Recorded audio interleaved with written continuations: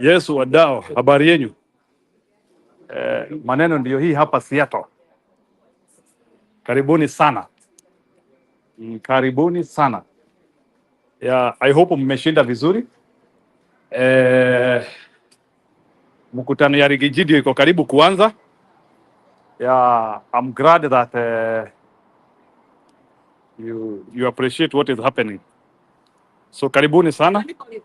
Yeah, our show is has started. Nitakuwa nawaonesha vile event inaendelea hapa pole pole. So tuko mkutano ya Rigiji hapa. A lot will be happening. So kudos, hapa ni Seattle. Hapa ndio Federal. Gachagua anakuja kuongelesha watu hapa. So welcome. So Gachagua anakuja kutucharaza information hapa. So let's hope that there will be serious information here. We see if we can be able to transform our country. So karibuni sana. So these are some of the attendees. Yeah. So we are just waiting for the event. Hakuna story ingine. We are waiting for the event. So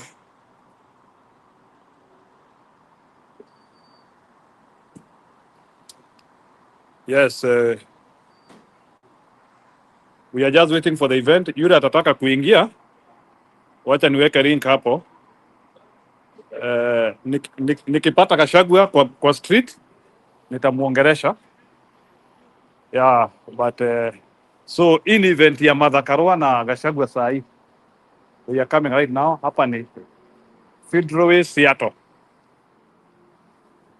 Yeah, we are in Federal Seattle. Yes, mkubwa. Unataka kuongea YouTube kidogo? Bana. Huh? Yes, bana. Habari yenu bana. Huyu, maybe you can say yourself and you tell people why you are here. Hi, my name is Naftali. Mimi naitwa Wanyoike. I speak in English. Yeah, just any language. Any language. My name is Naftali. I live in Seattle.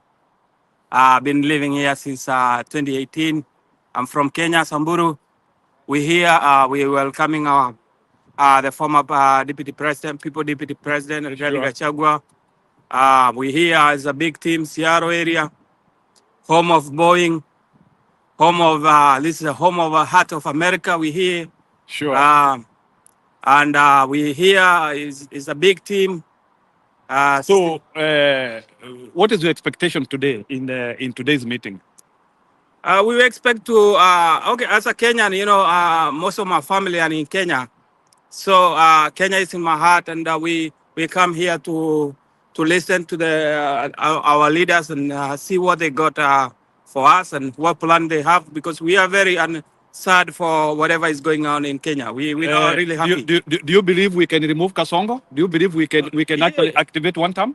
Of course, it's very, very possible. Actually, right now, I'm very sure if we come together as the people, as the Gen Z, we can remove these bad leaders. The leaders like Kasongo that they don't want to listen to the teenager, the Gen Z. That they have declared to kill all the Gen Zs to take up the country. We can absolutely remove them and have good leadership. Thank you, brother. Yeah, we appreciate. Thank you. Tunaweza ingia ndani tupate mwingine. Thank you very much, wapendwa. That is what we are doing here. It is one-term revolution. Yeah, tunaita one-term revolution, and we have to activate it. Tunaita one-term revolution. It's not a joke. Hawa ni watu wapendwa wote wale wanangoja. One-term revolution ndio hii hapa. One-term revolution. Yeah. So tutaendelea kukua hapa. People will be expressing themselves. Yeah. Tuko wengi sana. We are just waiting for the event. Yeah, we are just waiting for the event. Yeah. Niko YouTube kidogo. Niko live. Nataka kuongea. Hata huyo ni mwingine. Sema jina yako. Rose. Yes, how are Rose you? Motinda. Oh, yeah, naitwa Rose Motinda. Can you say your expectation here tonight? Just to have talks which can make Kenya a better place to live. Do you believe in one term? Do you believe in one term? How many people are here? I'll get to that later. Okay, no problem. People are continuing to. Yes, I do. She believes in one term, so good. Thank you. Wow.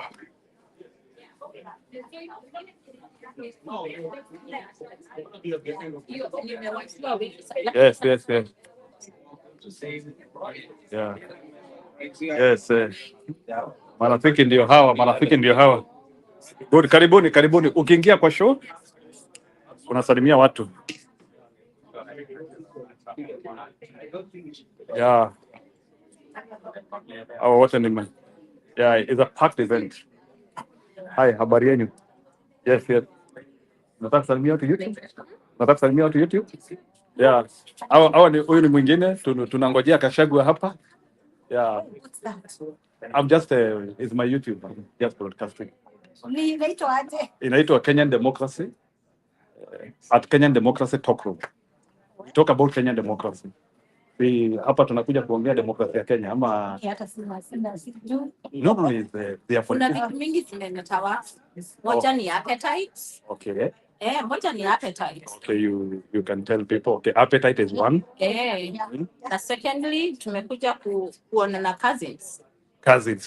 That is politics. Cousins is politics. No, kujua wewe, kujua yeye, kujua wale wengine. Sure. So mnaona na wewe, what is your expectation tonight? Nothing much, just coming to support them and feel welcomed from people from them. Yeah, just support them and give them courage, encourage them, and Sure, good. So anyway, in this event, we are waiting both Mother Karua and Bwana Gachagua. So we have a long night here. Even Jungle is here. Jungle is here. Oh, I have just seen him around. Yeah. So I hope he will be here. The former MP is also here. Watu wengi wako hapa. So keep hold. Mutaona wakereketwa. Mutasikia kile iko. Ni one time na Kasongo lazima atoke. That is the motivation. That is the key. Yeah. So watatupea formula ya kungoa yeye. So hiyo ndio key. Sami Costa. Tulia kwa kituo hapo. Good. Yeah. Hello, habari yenu? Niko live kidogo.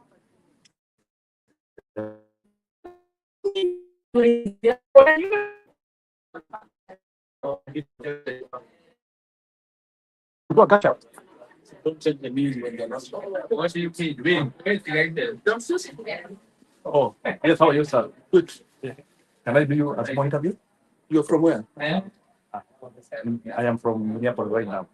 It's just to give you expectation. Like, okay, so you can say your name and you give your expectation. Yeah, my name is Alex M. Kamonze, the chairman of the Kamba community here, and we are coming today just to have a fellowship with Ricky G, the Truthful Man, and Mother Karua. We are expecting to have a wonderful event that we will interact with them, and we will tell them our expectation. Like what Ricky G says, he is coming to listen to the ground. And this is one of the ground. This is one of the ground, and we want him to come and hear what we have. So thank you so much. Thank you, sir. So you are from your expectation. Do you think we can win this war?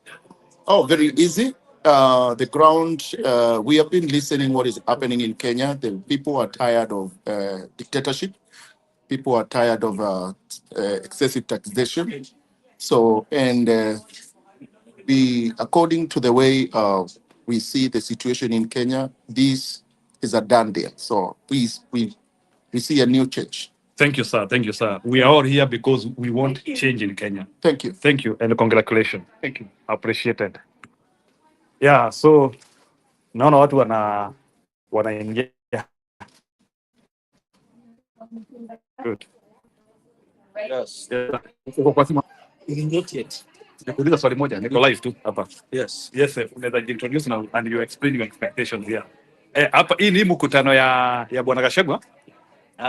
Yes, maybe not right now. Right now, eh? Oh, nimeharakisha sana. Sana. Okay, sawa. Ina shida. Sorry. Hi, how are you? Can I bring some monitor? I'm voting for about our table Okay. as a sponsor. Okay, ni sawa. But it's me out. Okay, sawa. Malizia tu. Malizia ni sawa. Good, no problem. Wow. So, Actually, wapendwa, tunategea hapa. Tunategea wazito.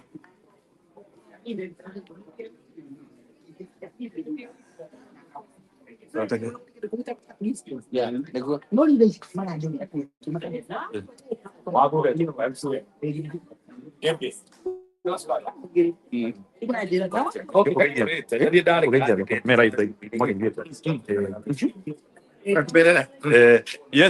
Yes, wakubwa. Huyu ni Bwana Jango. Ulikuwa unasimama gavana? Kiambu. Unarudia tena hiyo kitu? So Bwana Jango huyu ameleta Gachagua hapa wakiwa na Martha Karua. So people from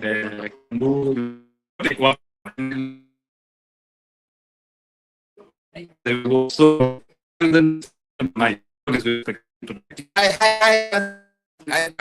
Hi, sisters. Ghana.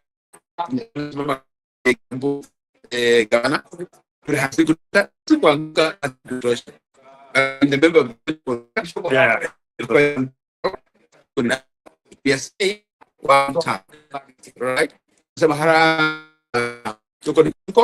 and we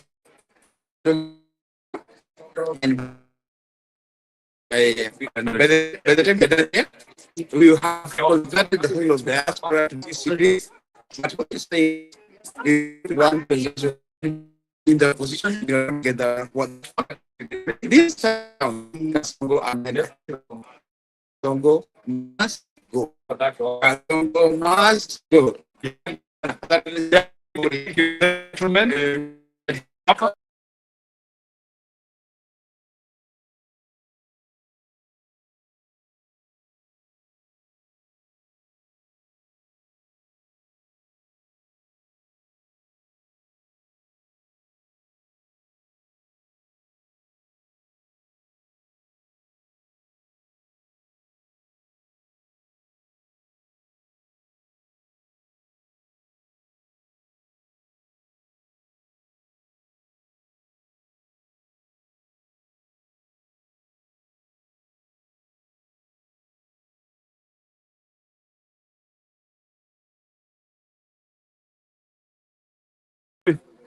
sijui kwa nini.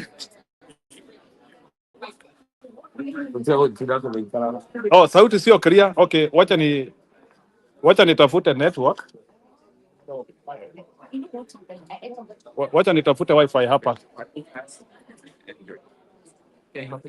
Can I ask for wifi?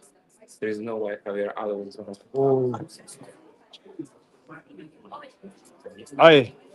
Wacha nitafute internet. Naambua the sound is not clear. Let me look for another phone. Oh, I'm really sorry.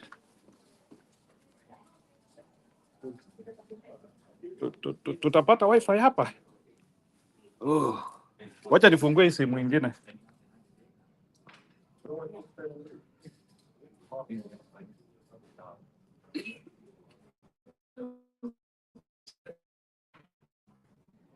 Oh.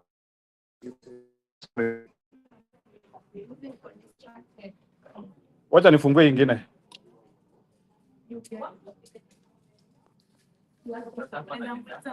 Oh. Nilikuwa hapo chini. Oh, iko clear sasa? Oh, maybe hapa ilikuwa inaleta shida, so tunataka kuingia.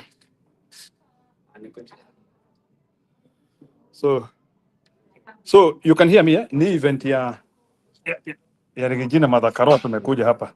So wacha niingie na zote mbili, you'll tell me which one is clearer.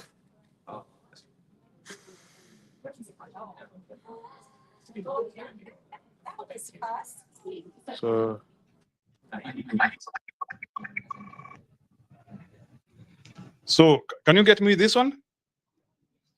Please, you can respond to me. Can you get me? Aya, sawa. Okay, sawa. Thank you. Mary, hapa ni Seattle. Ya, yule anataka kuingia.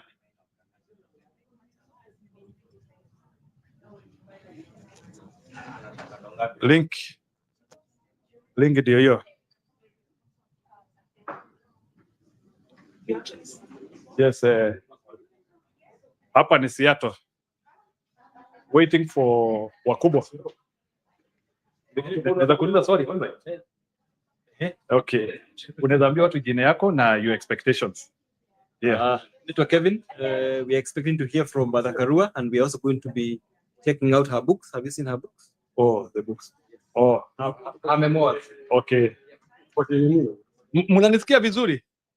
Can you hear me well? There's a Gachagua books here as well. Gachagua book here in Against the Tide. Good. Nitawabebea moja. So can you hear me, please? So story ndio hiyo. Sawa. Mimi kama unanisikia ni sawa. So event ni kuanza inaanza. Meza imesetu hapa. So the big issue is about sababu mkubwa. Good. Yeah, we are waiting for the main event.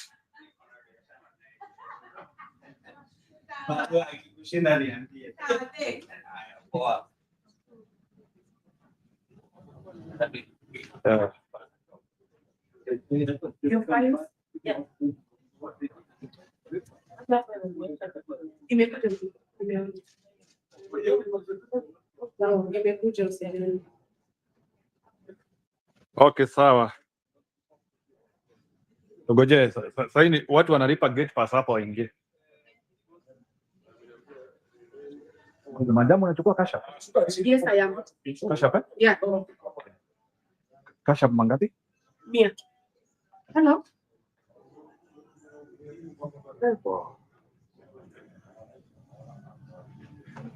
Yes, Mary, niko huko.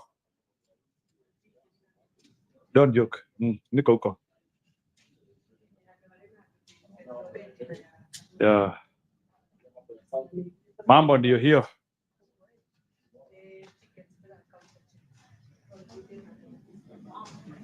Yeah.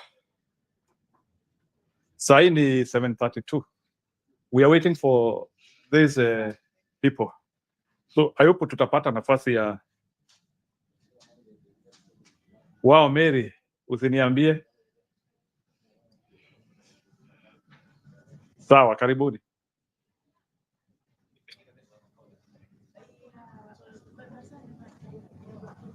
Yeah, live from Seattle. Tunangojea hawa wakereketwa hapa.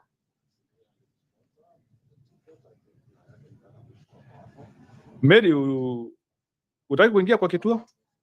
Muongeongee as we wait for the people.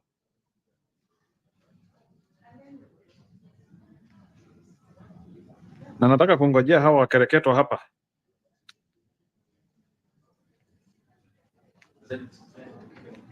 We are waiting.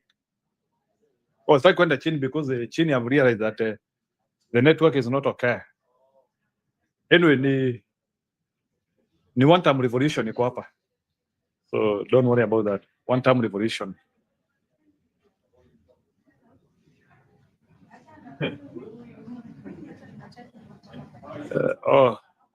No, sign is 7:34.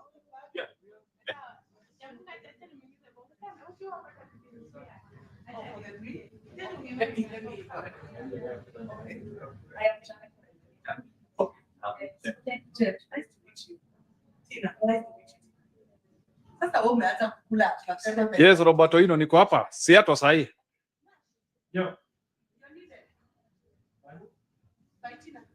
Tunapanga maneno hapa. Sasa ni watu ni maticket wanalipa pale. Tuko inaitwa Federal Highway. Sasa hii pale inaitwa aje? I think it is that 1214, something like that. In the team. Today it will be late actually. So it will be late today. So leo tunangoja hapa. Mama na Gachagua. Leo lazima watuambie huu mzito anang'okaje.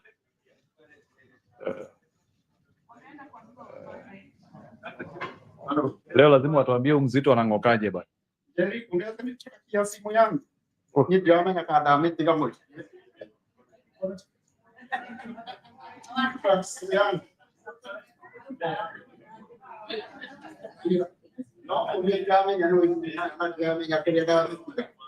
Yeah. Yes, prophet. Nishaenda online sasa utasalimia watu yangu kidogo. Oh, tuko live hapa. Oh, niko na mwalimu hapa. Oh, hello. Habari yenu? Hello, mzuri. Yeah. Professor Kari here. Nice to meet this gentleman. He just told me you guys are doing great work talking about democracy and good leadership in Kenya. That's why we're here. And trust me. Unaona huyu anaitwa hapa Innocent Joe Obiri hapa. Huyu ni Matiang'i. Many of them here, this guy is Matiang'i vibaya. Oh, so in fact, what they are looking for is collaboration. Okay. So, and they are hoping that we will build a formula. Okay.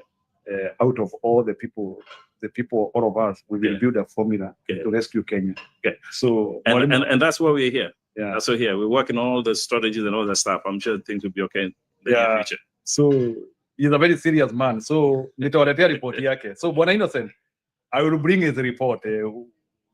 I didn't know that ground wakiko sawa. Okay, so sawa. Ground wakiko sawa. Thank you, okay, Professor. Thanks, Yeah. So discuss in full vile mutalipa Kasongo ndeni yake aende. No, mkubwa. They are serious people here. I can tell you. Serious people. So Innocent tunaokota data.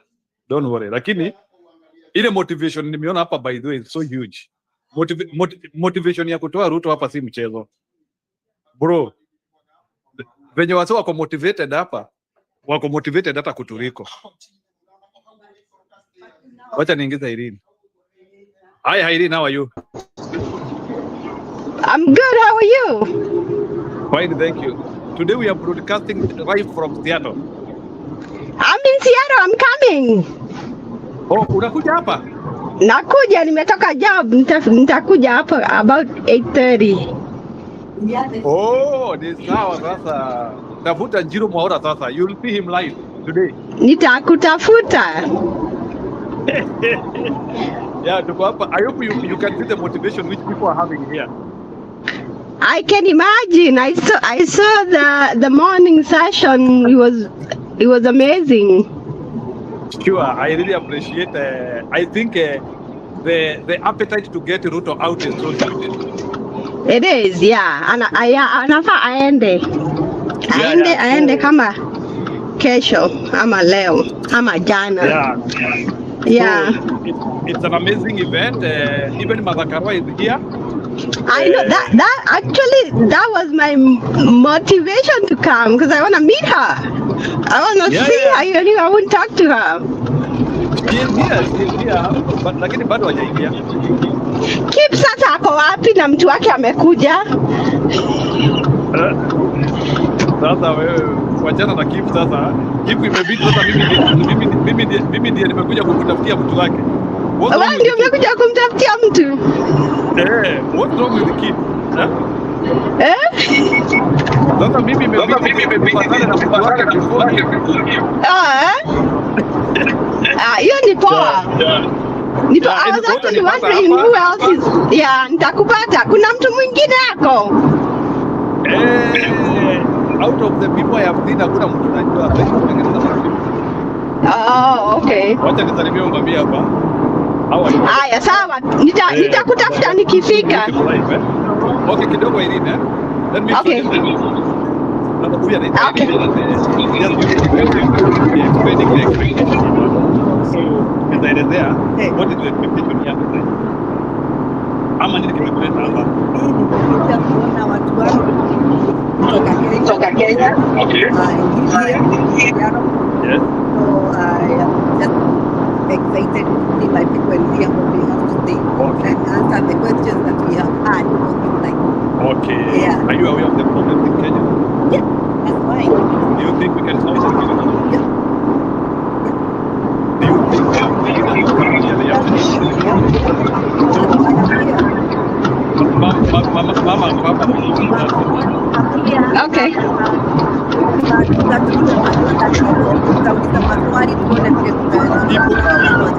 I can tell you, people are frustrated, and it is so extreme. It is so extreme. Okay, let me mute. What are the thing? Is that okay? No. Zero. Yeah, You can cut off. Wacha can hear you. she is here, but atatuambia ni nani? Oh, okay. Yeah. So I was. So you can see this is part of our Kenyan community who feel Kasongo does not deserve another term. Yeye anatuambia 10 bila break ni 10 ya nini? Yeah. So for what, to kill more people? No. This is the environment here. Yeah. This is the motivation here, and the same motivation which is here is the one which we are supposed even to build in Kenya. Yeah, people, definitely. People are extremely motivated, and I'm so happy. Yeah. So Roba, go ahead. Yeah. Thank you.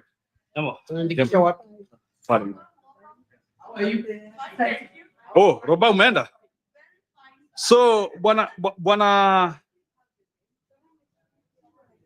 ni Seattle City ama ni Seattle City? Go ahead. Mnaweza chapa as nikiingia kule. Mimi tu niko hapa. Please. I can't hear you. Why? Wewe, Central City shida yako ni nini? Central City shida yako ni nini? Please. Hakuna shida. Haya sasa ongea. Bado tulia. Wacha watu wa mtandao waongee sasa. Okay, sema. Ni mimi ama ni hao wako hapo? Ni wewe sasa, nimerudi kwenyu bado. Oh. Go ahead. Yeah, at least I can see you're there and najaribu kutuletea mambo live. Tunangojea tusikie. Tunangojea tusikie leo mnaongea nini? Tuko hapa kwa hii mkutano ya wakereketwa bana. They will speak. Notes zetu ulibeba? Notes ziko hapa bana. Mfuko iko pale. Notes ziko. Ama kitabu ulisahau mbuzi akakula. I will make sure ndio nataka muingie kwa show. I will make sure nimeweka Rigiji lazima waongeleshe leo. Trust me. I will pull him for what minute. I will pull him. So mkae hapa, hold show kidogo, nilipe pale kwanza. I will be back, please. Okay. So mnaweza ongea Irene na Robert, but naingiza, but I need to pay for the entry, please. Yeah, so it's just okay. Hold for a while, but nitaingia tena, please. Hold for me. Thank you. So unaweza coordinate kina Robert, Injiro. I think yes, go ahead, Robert. Are you open to? I mean, can you cross one place because you are talking yourself twice? So. Okay. Okay, now we are okay. Yeah. Okay, so ladies and yes. Yeah, for those ones who just came in Giro is in Seattle, Washington, and that's where the former vice president is. He landed there yesterday. For those ones, I'm a familiar face in here, so that's why I told Injiro I want to help him out. Injiro is like almost.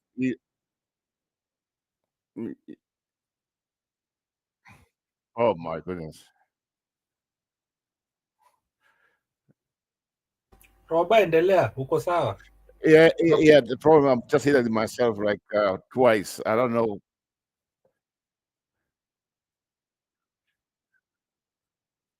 Yeah, and I can hear myself twice. I don't know what's going on. Yeah. No, Okay. uko sawa. Tuko sawa, tunakusikia tu. Okay. Endelea.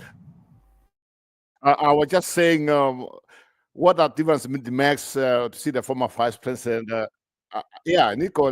Yeah, I'm here. Deputy president, not vice.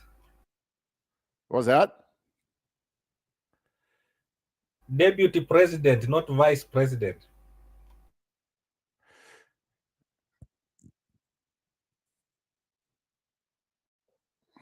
Okay, so you said Makamu Rais or TV president. That's fine. Both of them, they might mean same thing. So what I was saying was, no, it doesn't matter. I mean, it's the former anyway. It doesn't matter whether he's on the TBD, vice either. So what's the difference though? New constitution, it's deputy, not vice. I don't believe in that new constitution, my friend. Because every night everybody's destroying it.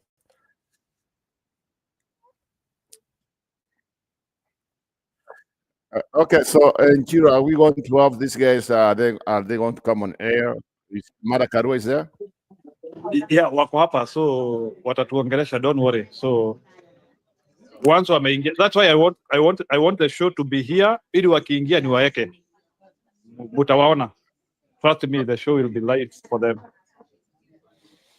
Okay, so I didn't know you are in Seattle. I'm in right now. I'm in California, so we are on the same time zones. So we should be okay.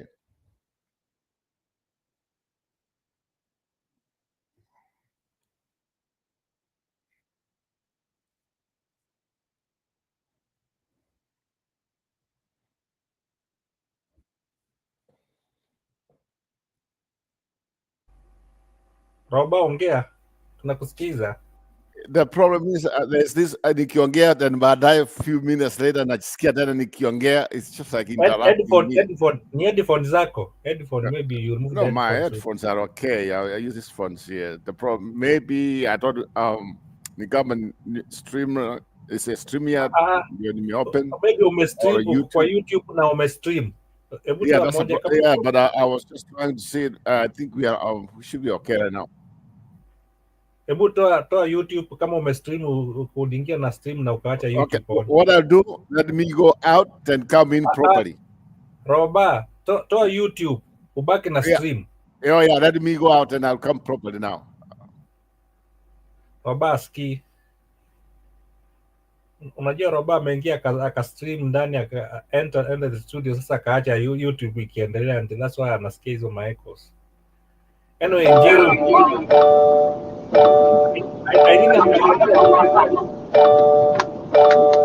Ati?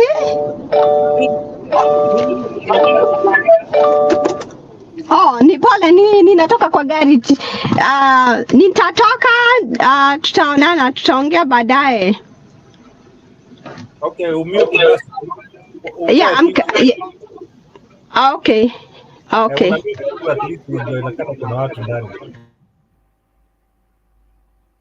Yeah, Njiru, we are glad you are there. Niko hapa, watu waingie show. We encourage people to enter, at least tukue karibu watu 9-10 hivi kwa studio, ndio wakianza kuingia, ndio wakue aongee na watu wenye wako at least channel iko full. So those ones who are wako huko nje wakina Kenyan Democracy, sijui kama ako wapi, waingie studio. Those ones who are watching from different parts of the world, please enter the studio. We want to be as full as possible. Ndio Njiru akituingisha ndani tu tuongee na yeye live, tumwambie wengine tuko Kenya, wengine tuko California. Yeah, like yes. So Roba, continue. Oh yeah, I will thank you very much, Cheers. Thank you for the opportunity. Thank you. So I just saw your. I know we are growing in number from what I was seeing before I got before I when I came in. So like I was saying before, I think now the former Tibet president, like someone told me, I can't call him vice president. Thank you, my friend. So the former Tibet president is in Seattle, Washington. It's like in fact, it's like almost like 6 hours from where I am right now driving. But I'm in California, and we are on the same time zone, which is on the Pacific coast of the United States. And this is so nice to see Mr. Gachagua just like outside Kenya and to see what he's going to do. But what I want to hear is this. Okay, let me say. It looks like we have somebody new. Go ahead. Yeah, go ahead. And go ahead. And I thought you had somebody there. So, so what I'm saying, you guys, welcome to the studio. If you want to join us, join us. This is big for us as a channel. And going forward, I think you're on the right place where we just say what we want. Whether you support Ruto, whether you support the opposition, you are welcome here. We are a free enterprise, but at the end of the day, some of us will believe it's not one term, it's a half time. It should be gone by now. But at the end of the day, what matters is the will of the people, because our constitution says all the power belongs to the people. So it's Friday night. I know it's right now Kenya should be, it's almost Saturday morning, I guess. So they're almost starting a new day. 5:51 a.m. What time is it? 5:51 a.m. Oh, so yeah, it's already Saturday. Yeah, so that's very good. And I hope people will join in to hear the real democracy. So we have been watching what's going back home. We have been watching the latest news. And of course, Kasongo's people. And now we can just say the so-called Karenjin mafia, the so-called Karenjin, the people who just like my reasoning, they have been attacking everybody.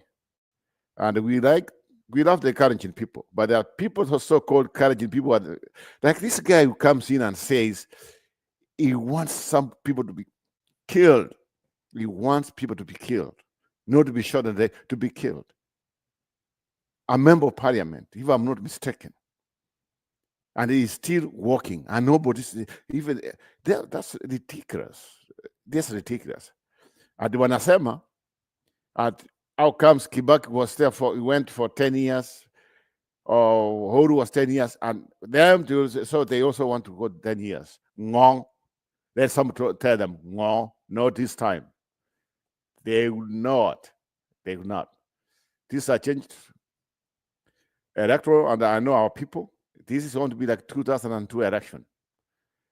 The best thing which has happened to our country is Kasongo uniting our people. And I like those people who came up during last Wednesday, the day after, or the 2 days after. We know who Kasongo is profiling right now.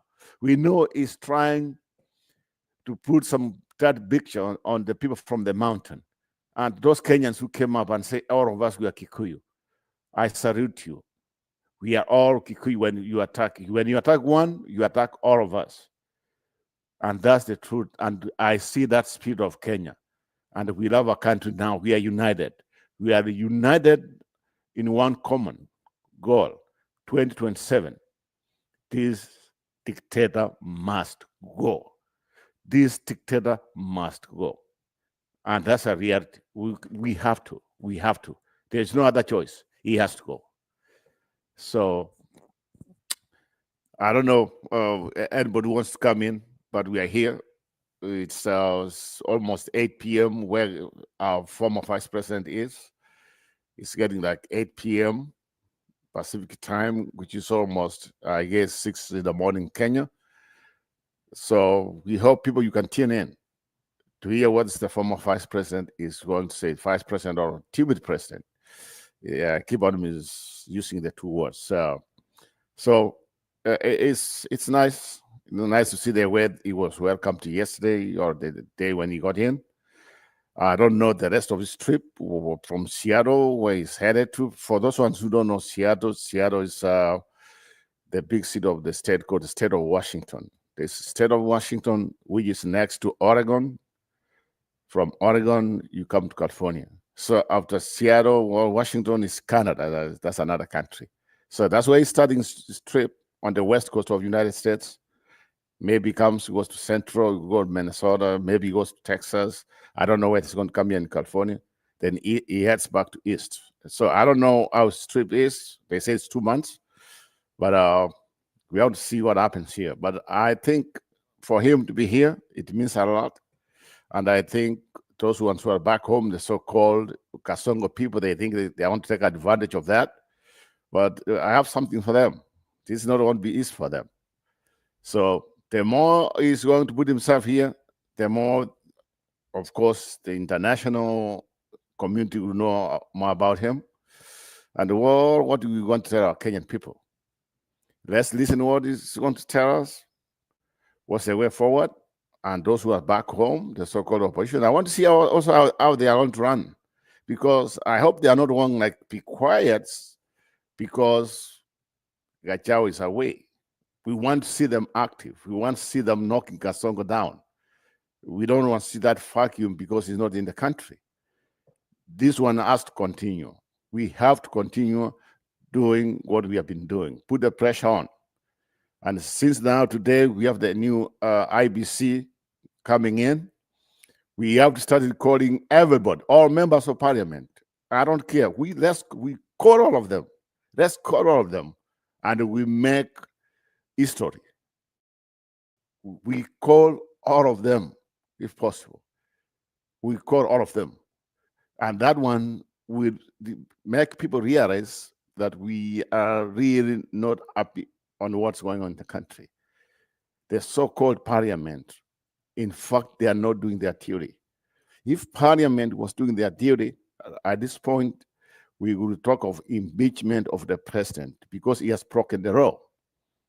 See what all things he has done. He has done a lot of things to mess up the country. And yet, I've not had nobody. And it's the responsibility of members of parliament. Do you remember when they lashed in and they brought the impeachment motion against Gachagua? So where are those people?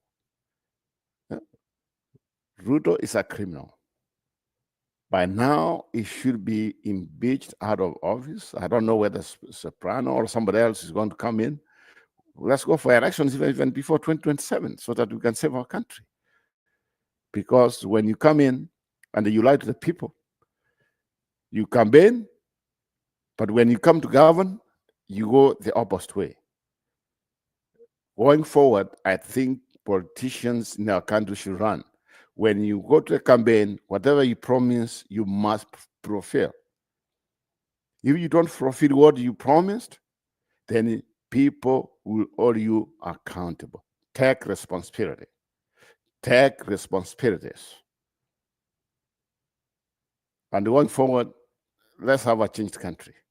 Go ahead, Njiro. I can see you. Maybe you have some people for us. Njiro, you want to come in?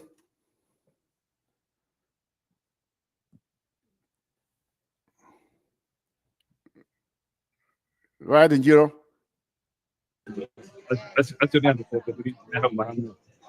Go ahead. Roba, utaniruhusu kidogo nionyeshe. Yeah, that's what I'm saying. Go ahead. Yes, go ahead. Yes. Yeah, kidogo. Bado niko YouTube. Unaona watu wangapi hapo? 43 sahi. Ndio hao wameandikwa hapo 43 andiko. Tap. Ama hapa si TikTok. No, nilikuwa unless wafinya thank you. Guys, the men one town. One town. Hapa ni one town. Na tuogopi kuweka kwa Subaru sasa. One town. One town. Waambie wafinye thank you hapo. Thank you. Hakuna venye mtu unaweza una share live. Live. No, it's already live. Can they call like you have more people come in? Like Ni kama TikTok, share the live. Unless sasa wao share link direct. By kesho nitakuwa na TikTok mzuri, don't worry about that. Hi guys. Tuko hapa. My name is Jerome. Yeah. Thank you very much. Can I bring you? Leta. Sasa nikatae kubaya nini? Usiona hata watu wako live hapa sasa hivi. Tell them your expectation hapa. In fact, wanataka Gachagua wasalimie. Please. Hi. This is Anmoy, the women leader, Diaspora. We are here in Seattle. We will make sure you talk to the hits. In fact, what happens? They are always in live debate. They are?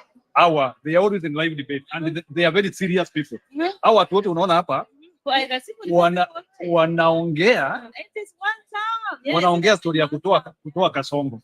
So please, for the honor of these people, when mheshimiwa akikuja hapo, they will be live by the way. They are waiting. Please allow mheshimiwa tu asalimie. Yeah, we will. They are waiting. Mheshimiwa is all about listening to the ground. Na kisema kusikiza ground, si kusikiza mchanga. It is listening to the people. And we have actually free to come here to make sure this event is. Whenever people are congregating, the people's deputy president is definitely listen. Yeah, we want to empower him.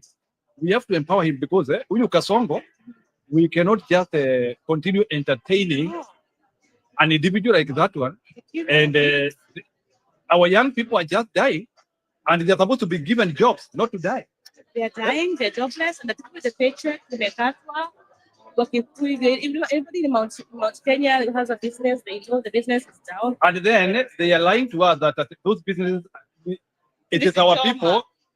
Are you crazy? Are you crazy to ban your business? Are you crazy to ban your business? To ban a supermarket where I shop. Maguna supermarket in Meru is the only big supermarket. They have shopped there because transport comes from Meru. Why would I ban a supermarket? It doesn't make sense. So, and I don't understand why Kasongo thinks we are idiots that we are banning our property. So, Kasongo, we are not crazy. We cannot ban our businesses. We cannot ban our sisters and brothers' businesses. Everybody knows sisi ni watu wa biashara, and we uplift. And it began by calling us tribal. If you look at this group, this group is very diverse. Yeah, we have people from Nyanza. We have people from Central. So we are from everywhere. Team Kenya. Yeah. So this idea whereby people think that we are just Kikuyus trying to funnel hate. Please get alive. Na Kasongo lazima tukongoe. Sawa sawa. Upende usipende, lazima tukongoe. So please, niletee mheshimiwa atakujia watu hapa. These people, they are waiting. They are live by the way. Yeah, we are. I'm gonna talk to my chairman. Yeah. We are free all the way to here. All right. Tukutane na mheshimiwa for the 3 days meeting here. Thank you very much. Okay, endeleeni wakubwa. Team ndio hii. Hii ni one term generation. One term generation ndio hii. Yeah, Njiru tuonyeshe round vile watu wako. Yeah, tunaonyesha round ndio hii. Naonyesha round wapi na kila kitu. Hawa ni watu bwana. Naonyesha round. We are waiting for. This is one term generation. Sometimes unaweza tani hiyo. Sometimes tani kamera yako uiweke iangalie the other side. Una change. Unaweka front na back. Tunatoa Kasongo live. Jiro. People are watching you. The Kasongo tunatoa hapa. Watu wana discuss. People are discussing live. You are discussing. What? Hii timu yote inangojea kusikia vile Kasongo anangolewa. All of those that are waiting for Kasongo to salimieni group yetu hapo. Semeni hi. Hi. Semeni one time. Kasongo must go. Hi too. Yeah. Yeah. Kasongo lazima tumtoe. Amuko peke yenu bana. So you are not the only ones. Unajua watu wanaweza fikiria nyinyi wende wazimu. You are very serious by the way. Millions of Kenyans thinking like you, Good. Aya. Salimieni group ya one time hapo. Semeni hi one time. Okay. Okay, wapunguzie, waambie. Come. Congratulations, thank you very much. Salimieni group ya kung'oa kasongo hapo. Huyo hao watu wanaongea hapo. They are very bitter with kasongo. Wasalimieni. They are very bitter with kasongo. Yeah. Yeah, we are injecting kasongo out. No way out. Habari yenu, hii ni group ya kutoa kasongo, wasalimieni. Kasongo must go. Yeah, must go. Hata ameenda. Thank you very much. Congratulations. Yeah, kidogo. Habari yenu. Hii ni group ya kutoa kasongo, semeni one time. Wana discuss wako live. Just say one time. Oh, one time. Tunang'oa kasongo. Yeah. Yeah, yes. How are you, sir? We are just discussing how to inject our president out of power. He has done more mistakes. We don't want him there. So these are other Kenyans who are thinking like us. Right. Yeah, so I'm just trying to tell them they are not crazy to think that Zakayo must go. There are millions of Kenyans thinking that.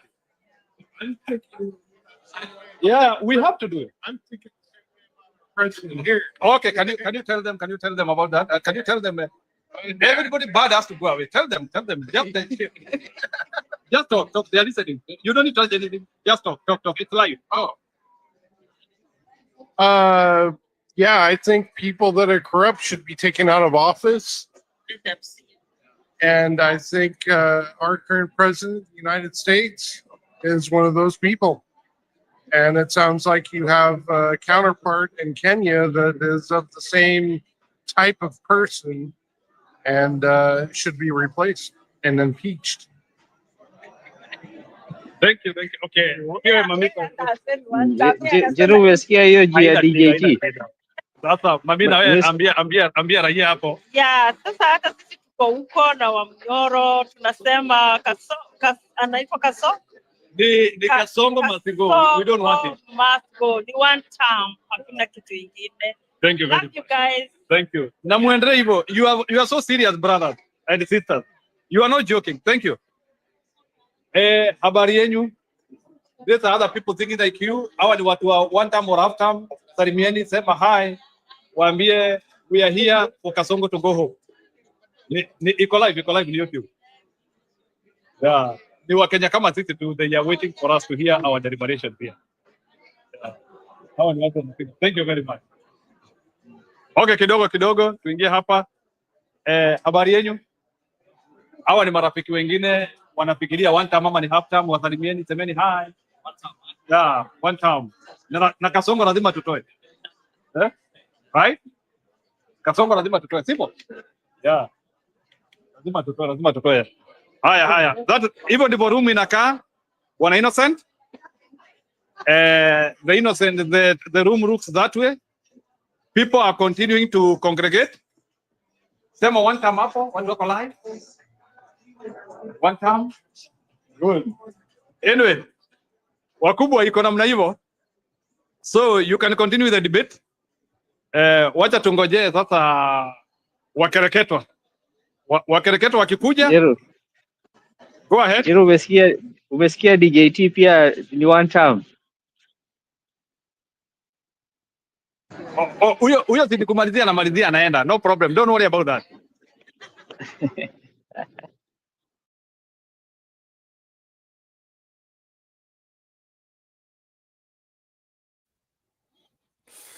Okay, thank you, Res and the gentlemen, for those ones. Take over the meeting, Nitakuja baadaye. Okay, okay. So who's the other guy is taking over?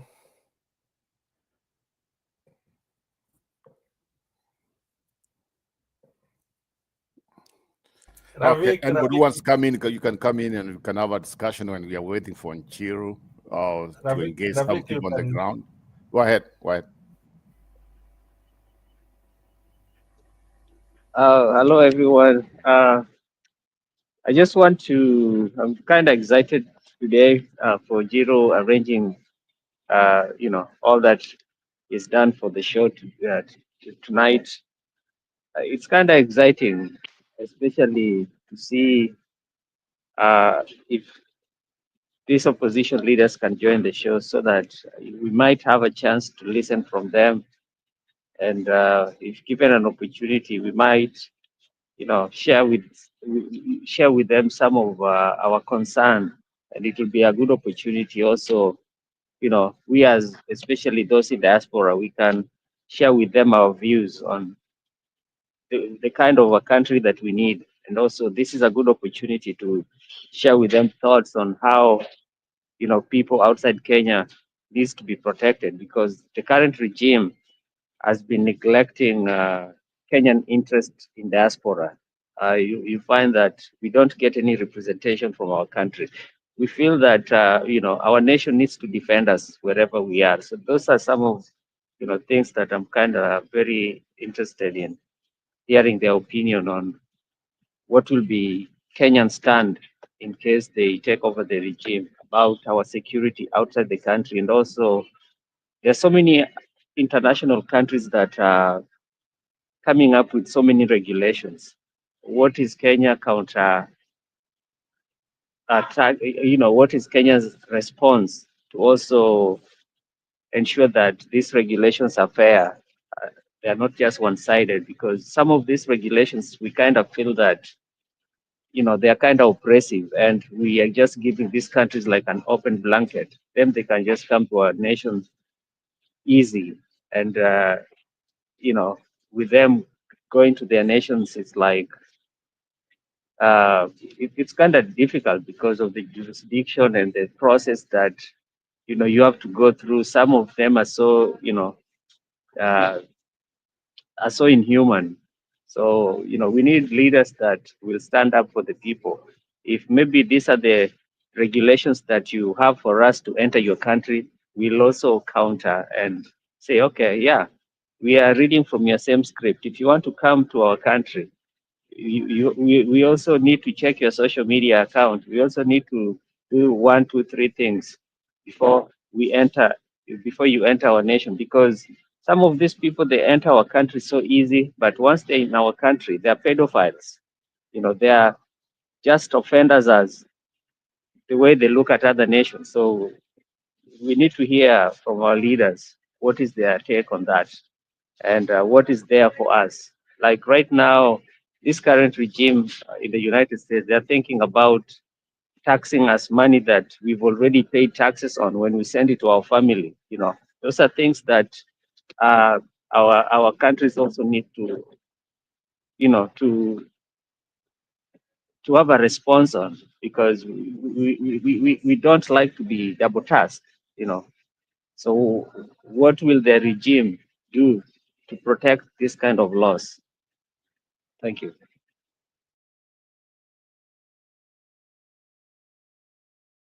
Is that Ellie? Ellie, you can come in. Is it Ellie? E. Thank you, guys. I don't know what woke me up, but it's 4:12 in the morning here. Yesterday we experienced very good weather. We were registering something like 32 degrees, something that's quite rare this side of the UK, but that's not the point. And I'm also here to state that one of the big problems with this Ruto and Ruto regime is their foreign policy. Back in the day, even during Moi's worst period of ruling Kenya, he had some kind of non-aligned approach in conflicts around the world. And now we have a guy who is openly siding with the Russians and the brutal regime in Israel. So our foreign policy, if there's anything at all in that regard, is very, very shameful. You know what's happening in the Congo, Rwanda, the actions of those countries that are involved in the Congo. how Ruto has intervened in Sudan quite openly. These are the things that we're talking about local issues in Kenya, but the things that this man has put Kenya in a very, very insecure state, in international politics. It's very, very dangerous. Remember, we've been targeted before as a country because of our politics, but this one is quite open now that it's quite dangerous. Also, I wanted to state that I was disappointed with the Mr. Rigathi Gachagua and his allies that they're doing well to publicize issues that are affecting Kenyans and mobilizing around the country, but they're avoiding to visit, some parts of the country, like Nyanza. They haven't done much in the northeastern region as well. So I want to know from you guys, what is the strategy here? Because they've spent a whole year, in other parts of Kenya, but they're avoiding some parts of Kenya. I think that one is giving those people in those parts of Kenya a bad feeling about, the way forward in terms of dismantling Mr. Ruto's regime. And I wish him the best in his trip to the US.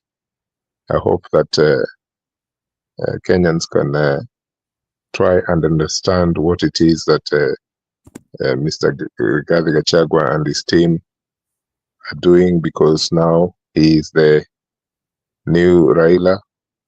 He may have a different approach, but it looks like some of the things he's doing are similar to Mr. Odinga.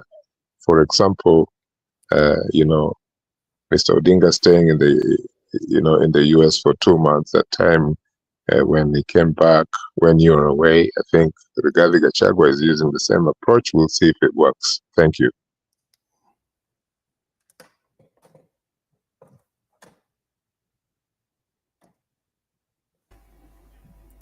Yeah, thank you, Ellie.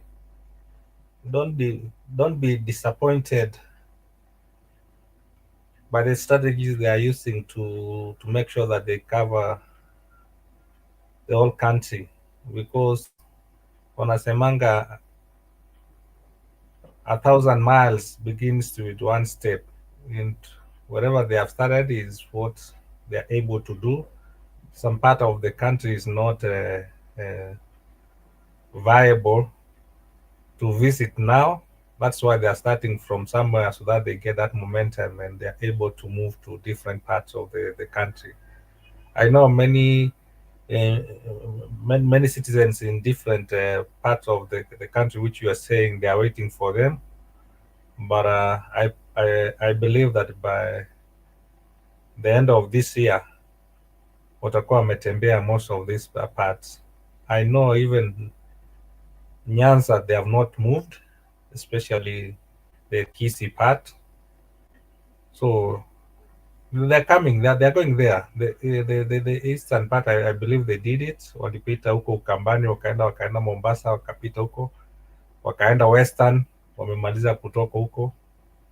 So bado wanaendelea. And hii maneno ya campaign, it's expensive, so sometimes they need to get pesa mzuri ya kutembelea huko, kupita around, and that's why you're seeing them moving slowly by slowly, but they are arranging. Kisii is in the menu, na utaona wakienda Kisii, wanataka kupita Kisii, wana kama wataenda kwenda Nyanza. The Nyanza people are waiting for them, ni ile tu they have not scheduled specific dates ndio waende huko. So don't be disappointed, mambo bado saizi ndio wameanza. Thank you.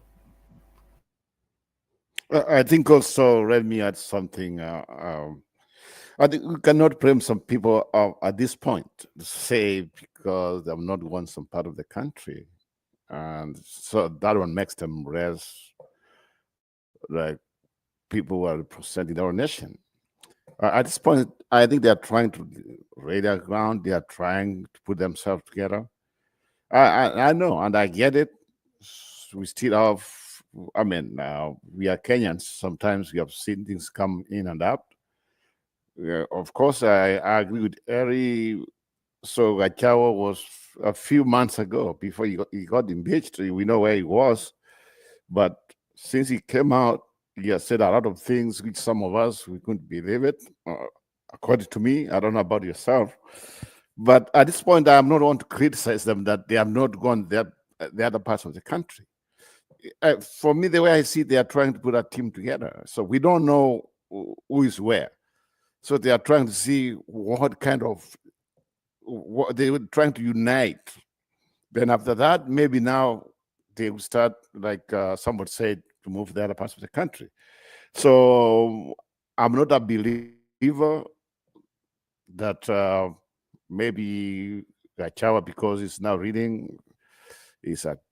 I mean, yes, he talks too much about Mount Kenya, but also let's be sincere. When you come to Sakayo, Sakayo has his own base. Come to Raila Odinga, he had his own base to be what he is. Come to Uhuru Kenyatta, he had his own base to be what he is. There's nothing here. There's nothing here new for us to say that, oh, maybe they are one-sided people. Maybe that's why they have not gone the other parts of the country. Let's give them some time. And I think as time goes by, they might be able to reach people. But at this point, I always just say, and I think most of you can agree with me, the best thing which has happened in our country is William Ruto uniting Kenyans against him. I don't know about where he comes from. Maybe there's some people there. I'll never believe until maybe when I see 2027 when the force start coming in. That's when I realized that there were some Kenyans who cared from that side of the country, that part of the country. But at this point, this is the way I see things. William Ruto is a confused human being right now. I mean, when a president of a country comes and tells you on a news conference that, oh, if William Ruto doesn't have a country, you also don't have a country. You know what he's trying to tell you? If you try to get me out of here, I won't fight with my people until the end, then we start a civil war. You don't have a country, I don't have a country. It tells you a lot. It tells you this man doesn't care anything. But this is what I believe. Since now we are approaching almost the end of 2025, I think the reality will be coming home as we start a new year 2026. For William Ruto, that's when you realize he's a one-term, I can't call him a president, he's a one-term dictator. And his time, his days are numbered in that office. But that one also will depend on our people, because we have seen situations where we come up, then come election day, then we deny a member ya Kabira. William will try anything. He will use all the money which is available, some of the money is stolen from the people, from us, to divide the country, to try to survive. But I don't think this time money will buy him the presidency. And whoever thinks from that IBC that they can lead William Ruto to stay in power, if William said, if there's no country for William, that time 2027 they try to steal election, there will be, if there's no country for us, for a new president, whoever we want to be, then there will be no country for William Ruto to be a president. That's what I say. If I was him, that's my opinion. At this point, I'll take like what Nelson Mandela did. He went for one term. And because of that, if William Ruto can come in tomorrow and just say, you know what, my fellow Kenyans, our country is headed in the wrong way. Maybe I'm part of the problem. The people I brought in is a problem, but we cannot continue doing what we are doing right now. I'm going to finish my term. And after that, the new regime will take over. So what I'm trying to tell you, I'm on for one time. People will like just say, you know what? Now you have said what you want to hear. Just come 2027, get out of here, go and to your retirement. But if you want to try things, William Ruto thinks that he's smarter than everybody else. Even hata ile wakati anaongea no, yeye anafikiri yeye is very wise, he knows everything. Hakuna kitu ambayo iko. What you see is what you see. He is coming to an end. Na kinacho na mwanzo akikosa kuwa na mwisho. This is William, who's just let's start counting the months for William Ruto to be in the office. He was not ready to be a president. He has come to destroy and to build. He's a dictator who's a crook. He promised what he promised. He delivered the other way around. And such a people should not be allowed in our community because he has killed a lot of people. Instead of creating jobs, he has come and killed jobs. And now he's just telling us that he has created maybe over 400 something jobs overseas. Then another one, I don't know, 500. Putting together since he came in, he has created 900,000 jobs. Those 900,000 people wampigia kura. But the rest of us, see usingoche mrangu utakuangukia. Let somebody else take over. Thank you, guys.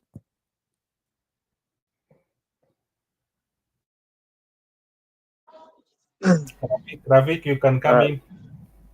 Yeah, also another thing that we shouldn't forget, we've been talking a lot about police brutality. I think this is an opportunity that we need to push for real police reforms in our country. I'm one of those advocates for decentralizing the police force, whereby in order for our police to work for our people, we need to push this time for every county to have their own police department. Because if every county has their own police department will be more personalized because they'll be serving the interest of their local communities. And still, when we decentralize the police force, it doesn't mean that they don't collaborate with the central administration police. It's just a way to win trust for the locals that police are there for them. Not me as a president, I want the police to work for me, so I can just wake up one day and say, hey, police, just shoot their legs. That's so, irresponsible of a president to come up with that kind of nonsense. So we need to push for real police reform, whereby every county needs to have their own police force that is controlled from within the county, not being commanded from, the central government. And this will build trust. And this is another way of, even ending corruption. Because if we break down the police force into the little communities, the communities know those policemen, and the policemen also know the local people. And it will be a good way to combat crime and just to make Kenyans feel safe and to build that trust between the police and the locals. That's, my take. Because, where I live, I'm next to small city. I drive for a minute, like Millbury. I drive for like another 2 minutes, Shrewsbury. I'm another minute, Northborough and Westborough and stuff like that. And all these little jurisdictions, they have their own police system. And these police systems that they have, they serve the people. You'll find even if a police responds to your house, they don't just come so rude.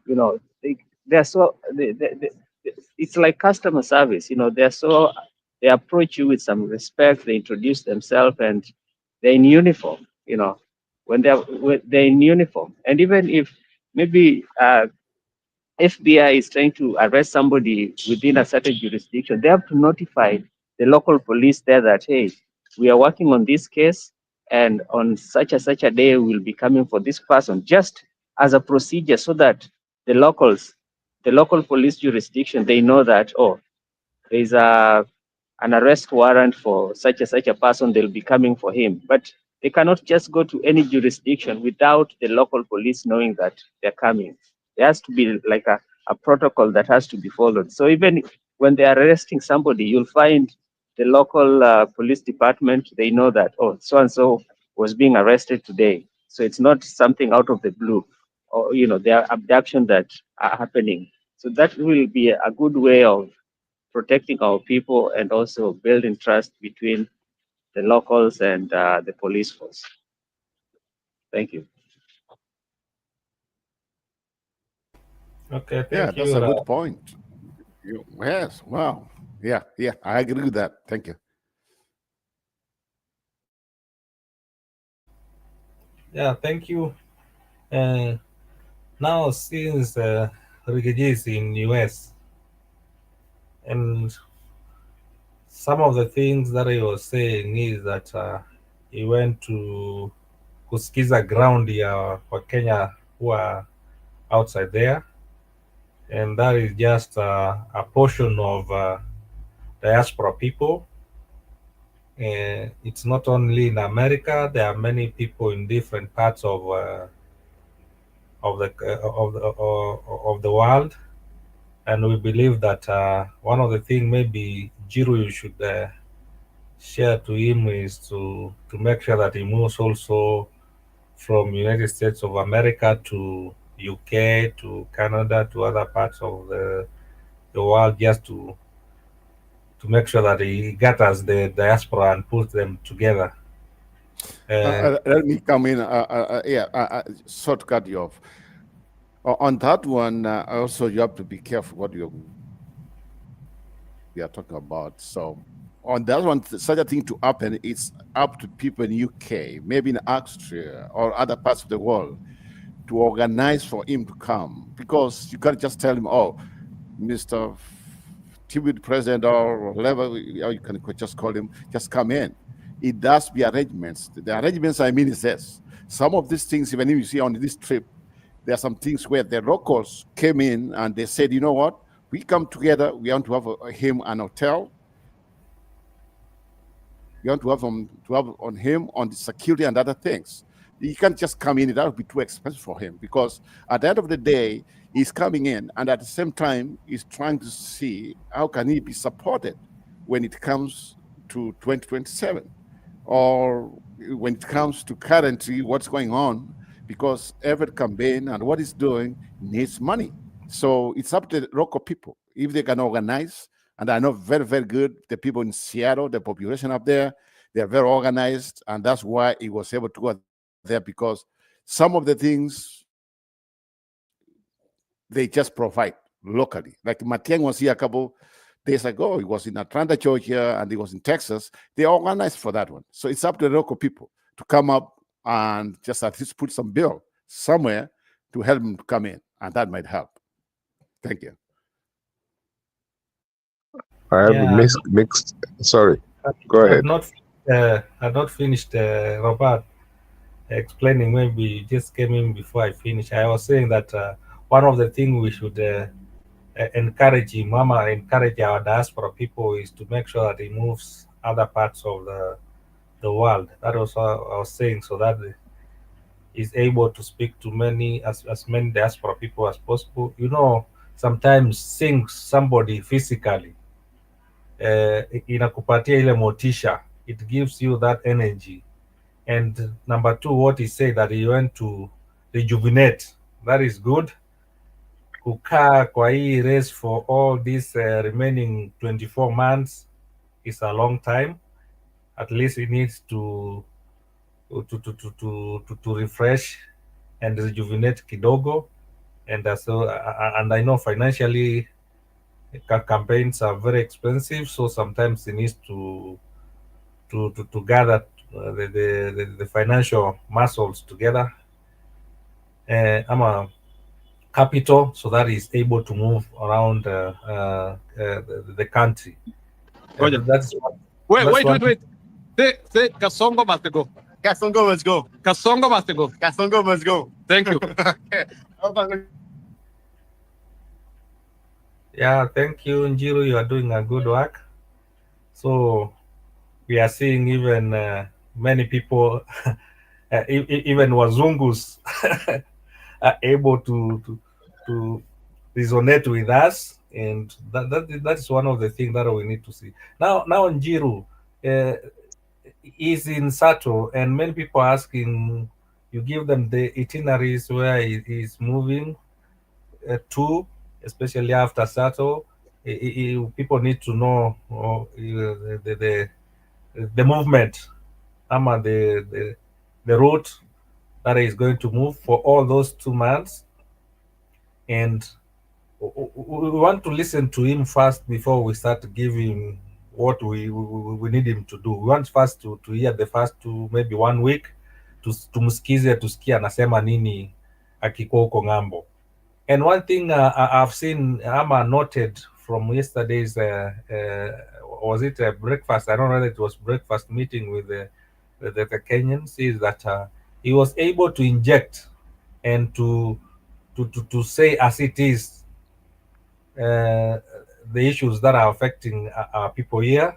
And that's why in Njiru, I saw one of the ladies there, sijini kama ni alikuwa nasema anataka kuvai for women rep, na akasema at how can people destroy our business? The only business, unajua alikuwa nasema ati akikuja Kenya Magunas supermarket is one of the biggest supermarket iko kwao, and that's where wana shop.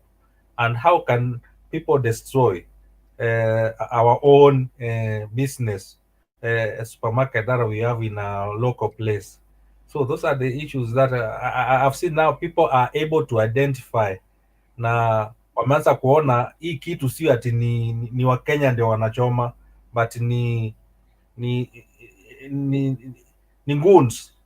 I looked at the clip na nikaanza kuona even moto mali ilitoka kutoka kipanda kengine, and that video is viral and people are able to identify, na wanaanza kuona that indeed hata wakiwa huko nje this news zenye zinatoka si ati zina, unajua what Kasongo is trying to do ni kuframe that opposition ndio wameleta hii shida, but people are able to identify, and I noted that on this clip. Huyo one of the ladies mwenye aliongea hapo Njiru na akasema ati how can they destroy you see, how can they destroy our supermarket? So that is one thing I've noted. Thank you. Can I just say something? Was Yes, that yes, innocent? Yes. Okay. You can remove that narration so that people see the names. We are not able to see the names there. Hatujui ni nani Yeah, we don't know who's talking. Yeah. Yeah, remove that narration huko chini, alafu ndio the screen ikuwe kubwa. Njiru.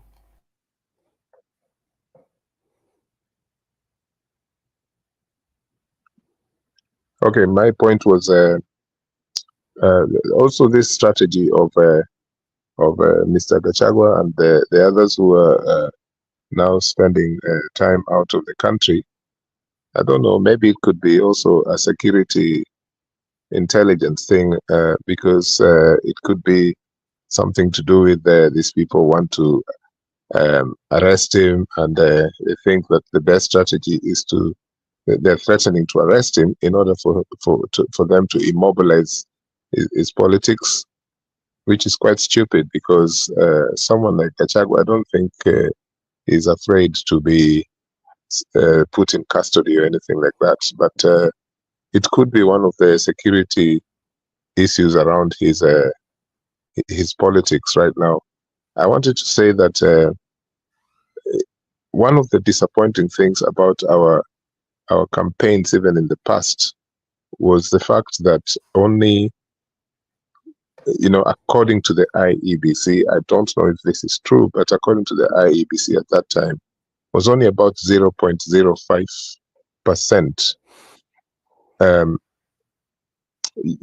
of registered voters were diaspora voters, which was in 2022 10,444 people only. That is in total all the 12 polling stations around the world. Very, very disappointing. There are many countries that that do their constituents register and vote around the world. There's so many countries that their diaspora vote around the world.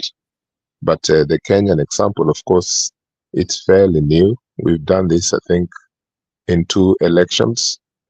But 10,444 is a joke. So you wonder, even when the politicians go around the world, in the way, for example, Gachagua has done, what is it that the Kenyans are going to do at these meetings if they can't even register for elections? Of course, they're only, in our constitution, it's only allowing us to, if you live in the diaspora, to vote for a president and their, and their deputy. But we have to fix this thing. We have to either register or just forget about it. I personally was disappointed in 2022.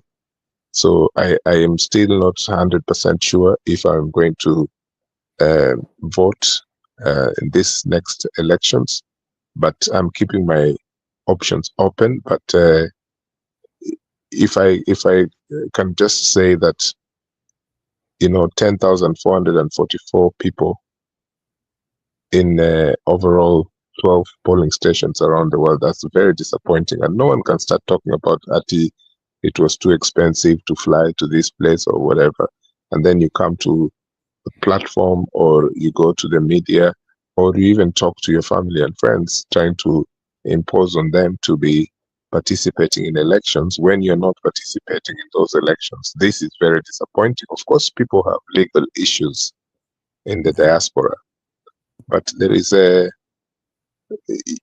no proper excuse why Kenyans are not participating in the diaspora in these elections. I don't get it. Thank you.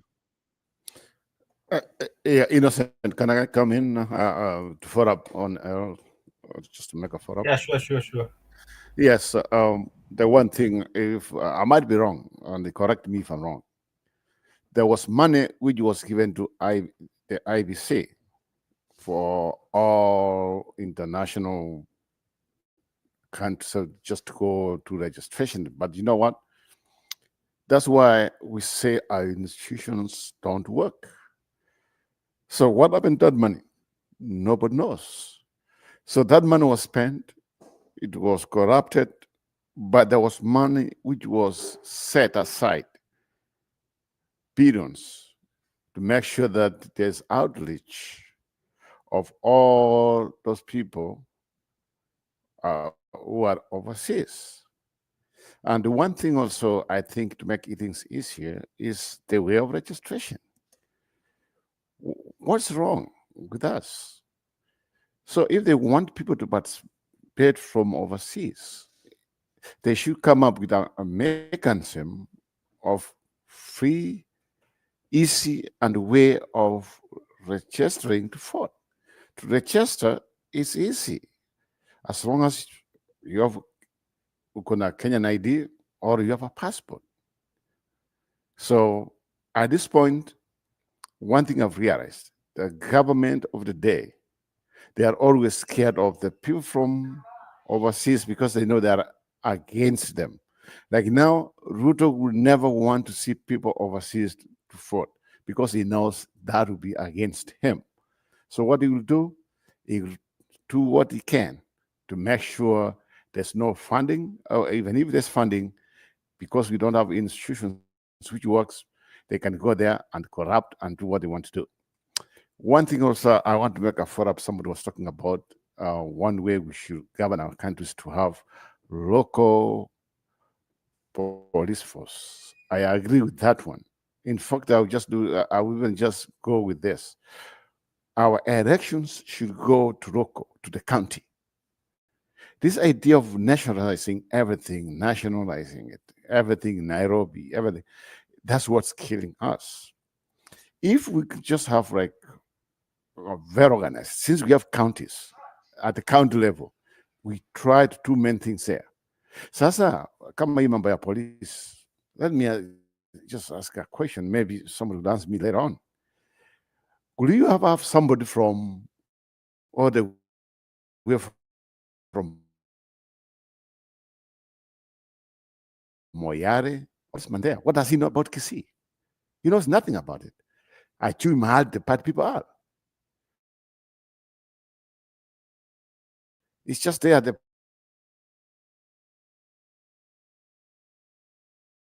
police post. So at local level, they know the people they grew up, they know some people in the community. And that one becomes very easy. And also is one way we can end up corruption, because the local people can identify where the problem is with local police, with local prosecution. This idea of saying everything comes from Nairobi, that's what's killing our country.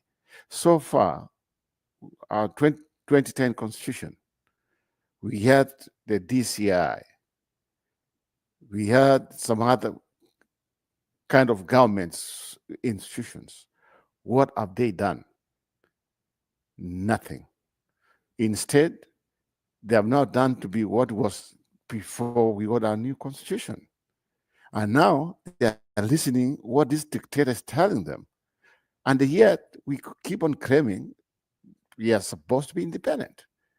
Yeah, I know judicial sometimes also, okay, they do some things which we think we appreciate, but we have seen situations where sometimes they kind of mail it in. They are scared, and sometimes they favor this regime, and that one has to stop. So going forward, if we at all we want to get it right, the one thing we have to do, we have to go back to scratch and just say, all these institutions which were created during the 2010 constitution, how they have, I mean, let us go there and see how, the way they have performed. At this point, they are not performing. And that's where we go really bad. Look at now. Parliament is supposed to be the checks and balances of the executive. But instead now, they are just like a man and a wife. Yeah, right now, Parliament would be just like calling the president and asking him, how do you really come up and say you want to shoot people on the legs? A president of a country, the symbol of unity, is telling the president to shoot is the people who voted for him. Parliament is letting us down. The DCI has let us down. The ESC, I don't know that's how they call it, has let us down. Because instead of doing their jobs, they're just there grabbing. And some of them, it's just like now, it's just turned like, in fact, I liked when Uhuru was there. At least things were, you could see there was that independence a little bit when Uhuru was there. But when this dictator came in, he turned everything around. And now he has become like a king. So we have to go to him. Remember, Akina Charango, oh, I went to State House so that nipate maendeleo for my people. I thought the Constitution said, you, the Parliament, you are supposed to allocate all this kind of monies, all this kind of funds for different projects. Ruto is not supposed to have that power. And now sasa yeye ndiye ameenda kila kitu, nitawaletea, nimetenda, nitatenda, hii nitaweka pesa hii ni ya kwangu, hata kanisani yeye anataka kuchenga na nini.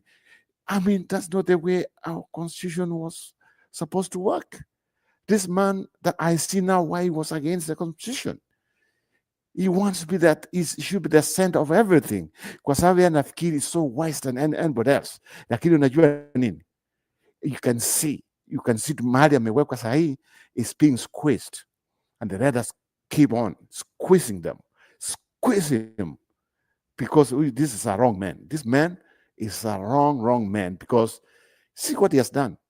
Sasa nichuuliza hapa, the panel, can somebody tell me or point out ni kitu gani Ruto has done other than killing our people? What else has he done since he came in? It's almost 3 years. Amefanya nini? Amefanya nini other than killing people? I remember him to be a murderer, a killer. Thank you, guys.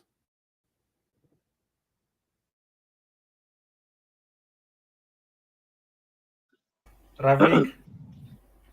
Yeah, so just to answer what Ruto has done, to me, I'm not surprised on Ruto's current scorecard. This is exactly what I was expecting. So I'm one of those people who, from day one, never wanted Ruto to be president. But to some extent, I normally sit back and just laugh it off when I see those who supported him, Siu Chawi, Nimaombi, crying louder than us who expected uh, him to behave exactly. Because this is a person that from day one alikuwa mwizi wa fertilizer, alikuwa mwizi wa mahindi, alikuwa mwizi wa mashamba, alikuwa muuaji. Then how will I expect him to be an angel after being a president? So that is why even right now we shouldn't be carried away by our emotion just to elect somebody for the sake of Kasongo going home. You know, we might end up being in a situation where we are crying more, and the more we keep crying year in year out, we're wasting a lot of time. We're wasting a lot of time, and it will reach a point whereby we've wasted years. Maybe some of us, since we were born 40 plus years, we've just been crying about regime. When are we going to live and enjoy our nation? So right now, when these politicians are touring diaspora and other places, we need to be honest with them. We need to tell them what we want. You know, wanasema kusikiza ground. So sisi, when they come to diaspora, this is an opportunity. As much as maybe we might have conflict with them, maybe we might not be their supporters, we need to sit down with them and see how we can be shareholders also in those regimes that in case they're in power, what is there for us? You know, some of us, we have kids who are born outside Kenya. And recently there's a kid, now he's an adult, he's 30 something years old. His father was from Jamaica and his mother was from Kenya. And the father was in Germany for military duty when he was born. So he was born in Germany at a military base. Now this boy is being deported to Jamaica. And, you know, because maybe there are certain paperwork that his father didn't do because he assumed that, you know, his kids are American as at that time. We need regimes that can assure us that in case such a thing happens to my kid, you know, my kid will be safe. These are honest conversations that we need to have with them. Also, we need to ask them good questions. What is there for us in case we need to start businesses in Kenya? What Let, will let me ask guarantee you a that question our investment? for the sake Yes, of our discussion. Let me ask a yes. question. I don't see the names here. I'm Roba, but I don't see the names here. But I hope the names. Let me ask you a question. When this man comes here and says, "Oh, I've created 900,000 jobs, 400 overseas," you know, when someone tells me that he has created jobs overseas, that man should not be a president of our country. Period. It should not be a president of our country. If you are saying you have created jobs outside the country, that's the way I feel. What about your take? Robert, I agree with you 100%. Look at Rwanda. Rwanda, so many Rwandese are going back home because there are lots and lots of jobs for them to do in their own country. And that is what we were hoping for, you know, this regime. During Kibaki's first term, they started the Konza city. And many of us were so excited that this is going to be like an IT hub and it's going to create good jobs. And those good IT jobs were going to create other opportunities because if people are being paid well, you know, they can spend their money in, you know, uh, renting good housing, you know, shopping with the extra cash they have and stuff like that. So it was like a good venture. But now, you know, it's just chaotic that we are shipping cheap labor to other countries. Also, okay, for the sake of discussion, do you believe what he's saying? Because why is this 400 jobs he has created of which country? Why can't they tell us, look, so and so when this country, to me, so and so, what I know, they're lying, yeah. what I know, this guy was a human trafficker, and now he's doing it in a legal way.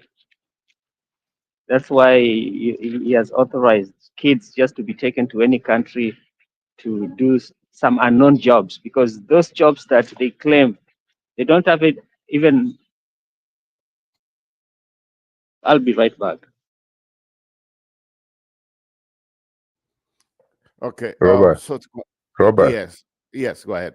So. I'll try and be balanced about this particular question about shipping of Kenyans around the world to work. This thing started not with Mwai Kibaki, but Uhuru Kenyatta. And Uhuru Kenyatta started by targeting the industries, service industries in the in the Gulf region, and more especially Qatar. You know, the Emirates. You know yourself that when you land there, most people working in those airports services in Qatar and Dubai are from East Africa, especially Kenya, and all different service industries in those countries. And then Kenyans went to Namibia, many other places, just unskilled labor and semi-skilled labor. Then Ruto just decided to commercialize this thing, almost as if he wants to. Okay, I'll stop there.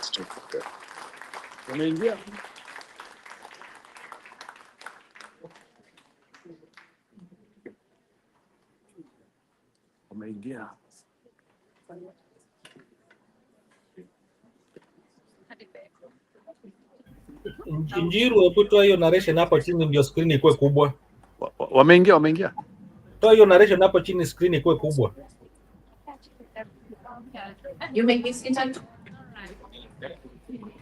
Wameingia. Muendelee. Nasema utoe hiyo kitu maandishi hapo chini ndio screen ikuwe kubwa.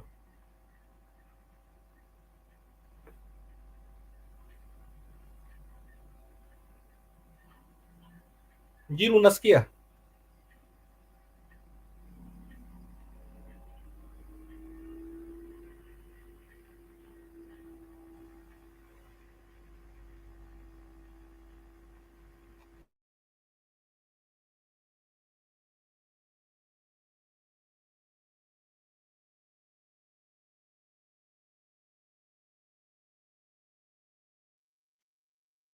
Well, I'll continue because we don't know what's happening. You know, there's no audio.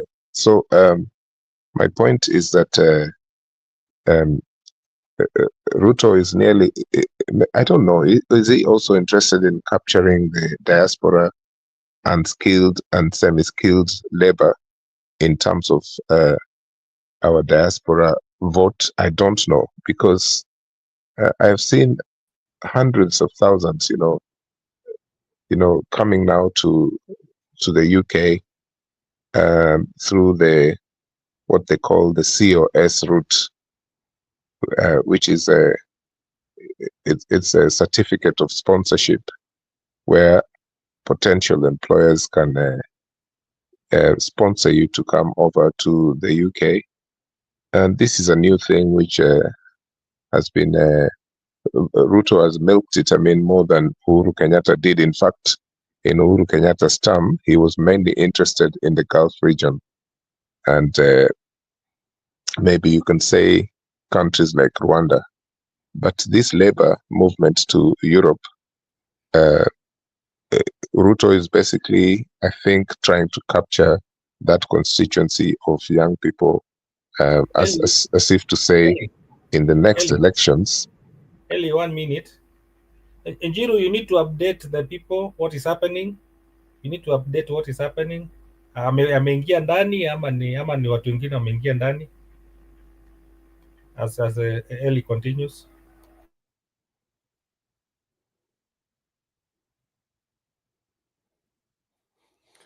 So because in Giro is not hearing what you're just saying. So for those ones who just came in, we are waiting for Mr. Gachagua is in Seattle, Washington. That's one of the states in the United States, in the west coast of the United States, just near Canada. Up there, Seattle, Oregon. Go ahead, All Giro. protocols observed. Good evening. Good evening. My name is Archbishop Dr. Stephen Jenga, or Professor Jenga.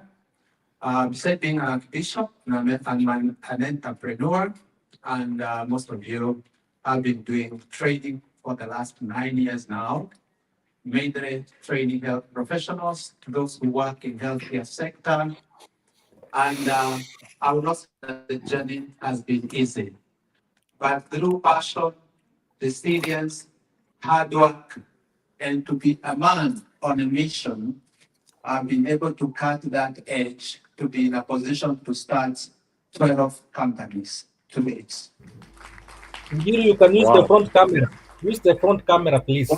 One of the things that makes the programs very, very, very special is that I'm able to pick anybody arriving from Seattle, Tacoma International Airport, provide them accommodation during the 2 weeks of training. And after that, I do job placement to them.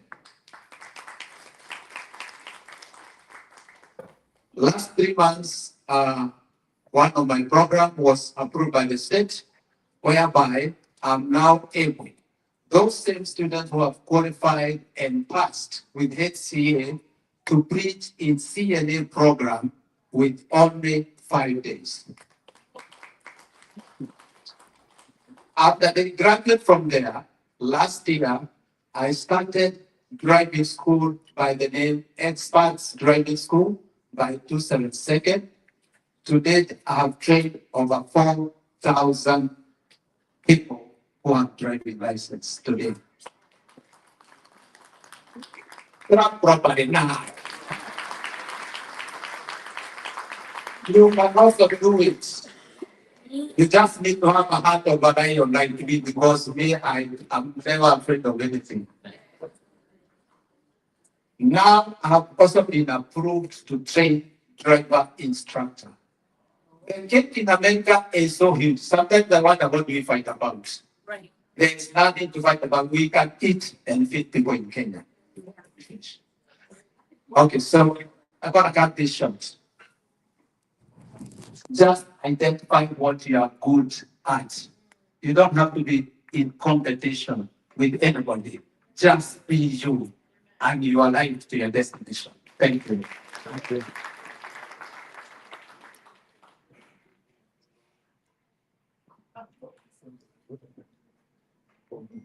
Okay, we want to welcome Honorable Martha Karua. Yeah! Hey.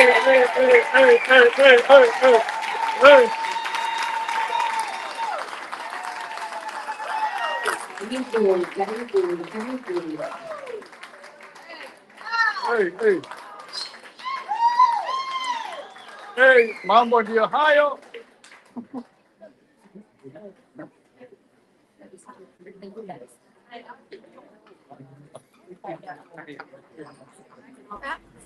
Njiru, make the screen bigger bana. Toa hiyo narration hapo chini, screen itakuwa big. Please, kama unatusikia.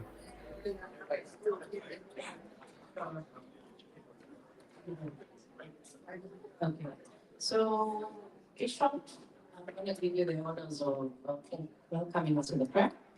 And after we pray, the high table will be the ones to go first. And then you can also finish your introduction of your business. And then hand it back to me. All right. So, welcome, Honorable Martha Karua. Let's appreciate her.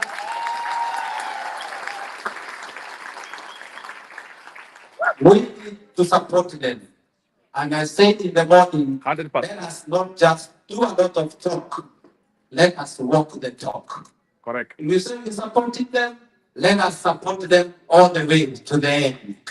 Let us support them with the resources, and I can assure you without doubt, and maybe I should not say this because my chairman is here, they have a different agenda for diaspora people this time round.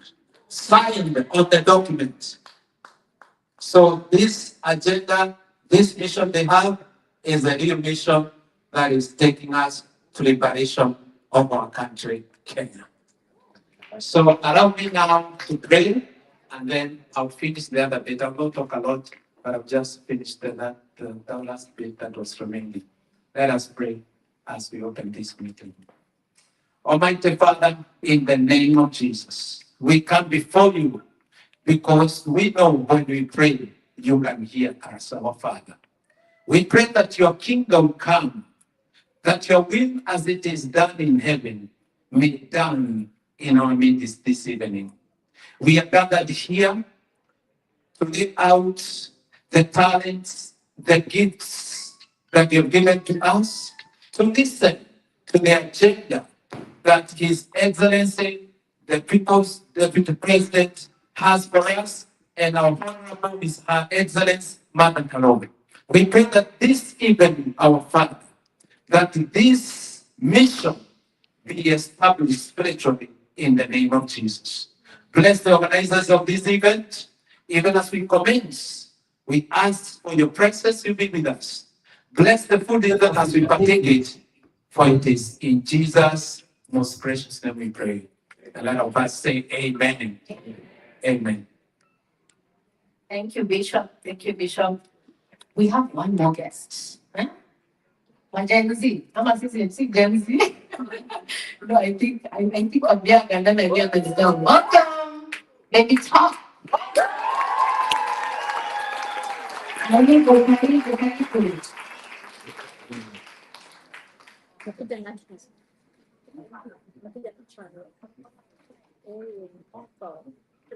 Sorry.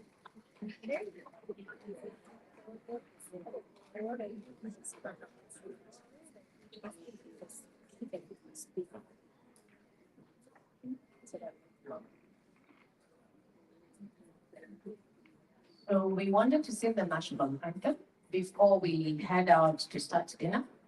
Don't know whether we should stand up. Yes. Niliwaambia mnisamehe. I'm waiting you.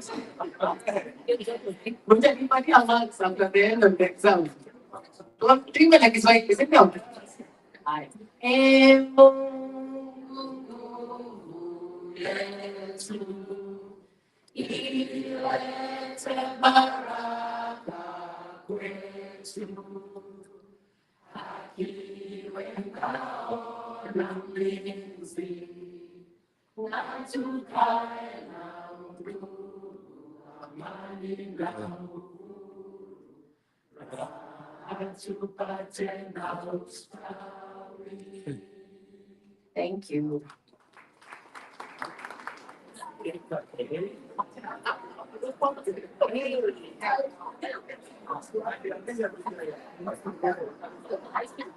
Oi. So as we said, we're gonna start serving food. Nawaambia nakimbiza hii program. Leo hakuna kulala hapa, unless niko katika. Honorables, please, let's start. Go for the door. Yes, remain seated. Once we come back, then we can start serving. I don't know.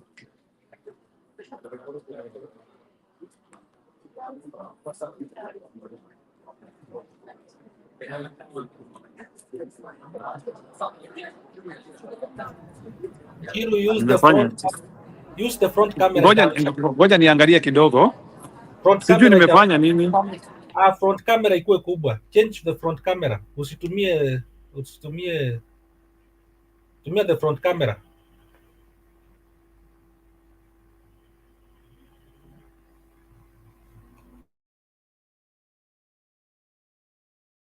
Usitumie selfie. Tumia front camera.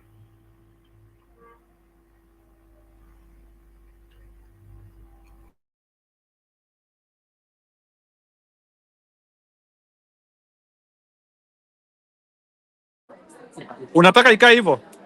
Bwana Innocent. tumia front camera, usitumia hiyo selfie. Njiru, yeah, that one is good. You can point it where we talk. Unataka nitumie nini? Yeah, that's okay. Hiyo iko sawa. Yeah, that's why. But unless I do back. No, that one is okay. The back Yes. That is okay now. And then zoom. Hivyo ni sawa? Zoom iko kubwa. That is okay. Zoom aje? Yeah, just keep on changing the image. Hata hiyo ni mzuri. Endelea tu kumove sasa around.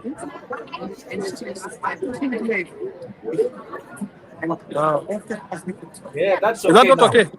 Huh? Yes. Yeah. That's okay. Haya, muendelee.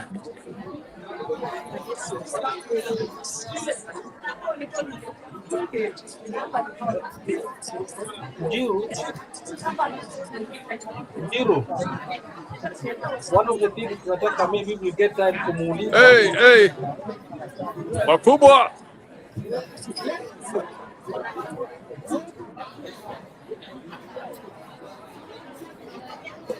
Announcement. Kama uko na gari unapakiwa pale kwa entrance. It's being told.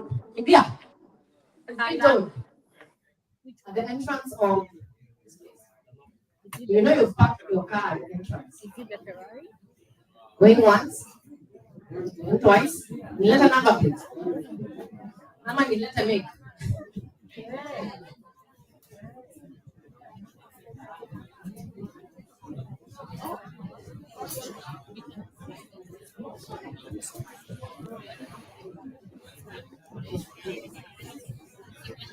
Table number 2. Yes, and stuff. Sorry.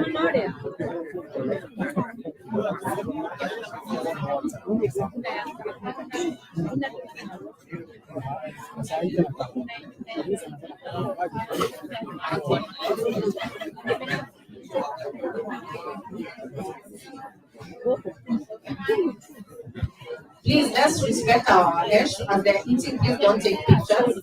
Don't keep on na kula maneno. Tupate mji wa kule.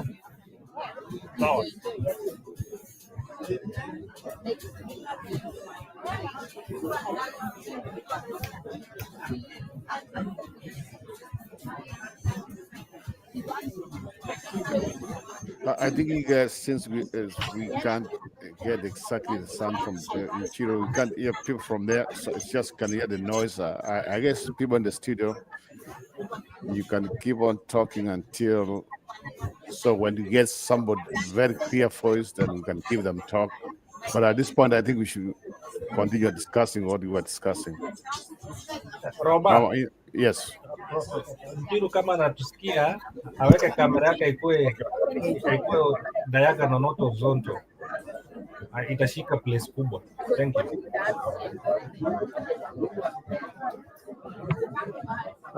Also Njiru kana feel kitu inaendelea sio important, anaweza mute alafu tuendelee na discussion.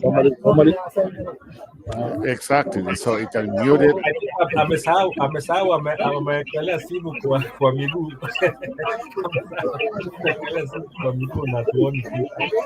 Njiru ameenda kusalamia huyo mzungu, amesahau.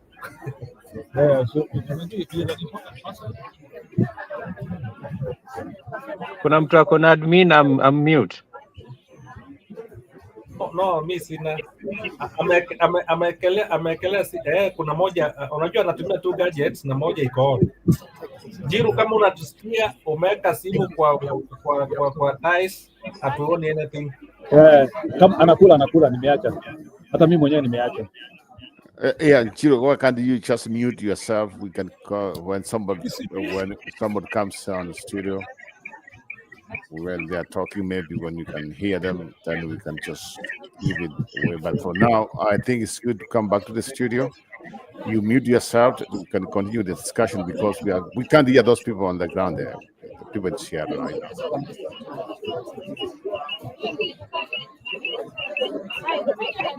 Maybe mtu andike ka message, amwandike ka message amwambie amesahau kamera, amekelea simu chini kwa meza. Nataka serikali inafanya kazi. Hatuko hapa joke. We need to know that. And Jiro, can you mute yourself? Both sides.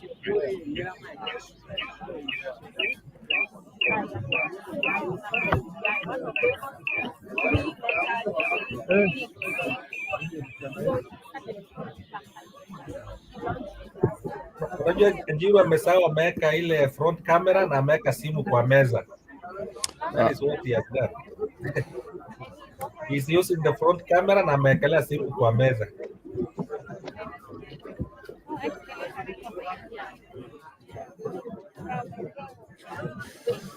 I don't know. Can somebody get me Jiro's number on private? I can call him. I think if you can call him, I can get all of him. Okay, wacha nimjaribu. Yeah, yes. Yes, so.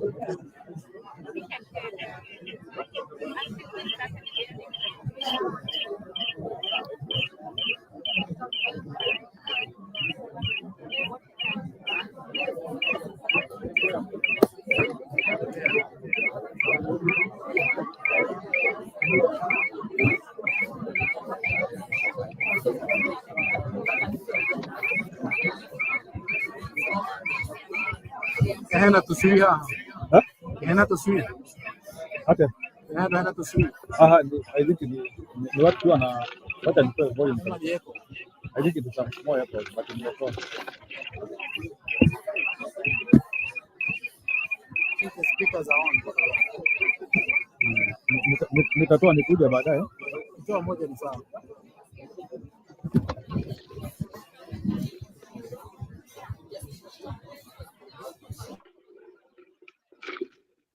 Okay, so you guys, we are back here, Innocent. I think we are back to the studio. So, guys, we can continue with our discussion. Then from there, so Nyakairo, Mama, just go ahead. Just tell us what you have. Then Innocent, you can take over from there. Okay, thank you, Robert. Can you hear me? Yeah, you're good. You could sawa kabisa. Thank you. Nawasalimia wote. There is Njiru, there is Innocent. I can't see the other people's names, but overall, everybody, I say hi to you. Ravik na Njiru. Last week? Did you say last week, Innocent? Yes, last week. Yes. Okay, nawasalimia wote ndugu zangu na Wakenya wetu, comment section if they are there. Na shukuru kuwa na wakati huu. It is nice to see that there are some things that are moving forward to make our hearts feel, relaxed a little bit, although we have got a lot of pain in ourselves due to the things that are going on in our country. We cannot forget that there are so many people who are suffering right now because losing a loved one is not an easy thing, and to think that forever you'll never see him or her, it is terrible. And the cause is not accident; it is somebody who have decided to do that. It's very bad. It makes people flinch. You feel like you are no more even yourself while alive. So this guy ought to go. Wacha niseme kuna mambo mumeongea hapo muhimu sana. I don't know whether it was Innocent or I'll just say what I heard, like about localizing this police and having your own county police. It's a very essential thing. And I believe that is the best thing so far, because it will mean that police will have a jurisdiction whereby they don't go beyond their county.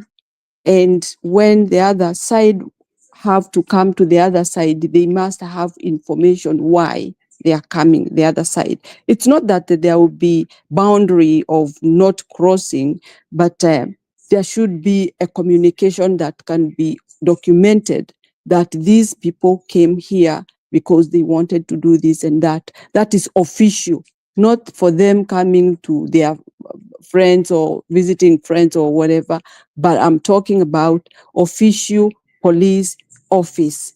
When they are crossing, coming from another county to the other county, they have to have official information what they are coming for. That is when they are uniformed, they are using the official car, police car, coming to the other police station. They have to inform each other, we are coming there for what? And it should be recorded. So that now, this kind of boundary, it will mean that this police will be serving its own people. And its own people means that anybody becoming an intruder to that county will be noted quickly, and everybody will know that this is a new person coming to either threaten us or to help us. So that was a good idea. The other thing I heard is about, I thought of, even when we have all these offices in Nairobi, whereby everybody has to go to Nairobi to do all these official things like, let's say about land transaction, you have to go to Nairobi, whereby so many things happen there, you are too far from home.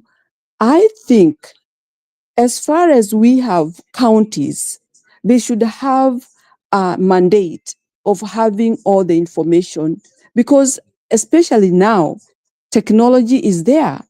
So if anything is needed from Nairobi to another county, if that is B, like things are in headquarters, Nairobi, and this county is dealing with land, let's say, for example, if a customer goes there and want to know about his land and all these transactions, let it be dealt in a county level, so that people don't go all the way and then go there, things are not finished. You have to spend the night there, very frustrated, because sometimes these are old people going to check about their lands, and then they get all frustrated in Nairobi. They don't know which way to go, and people become so depressed.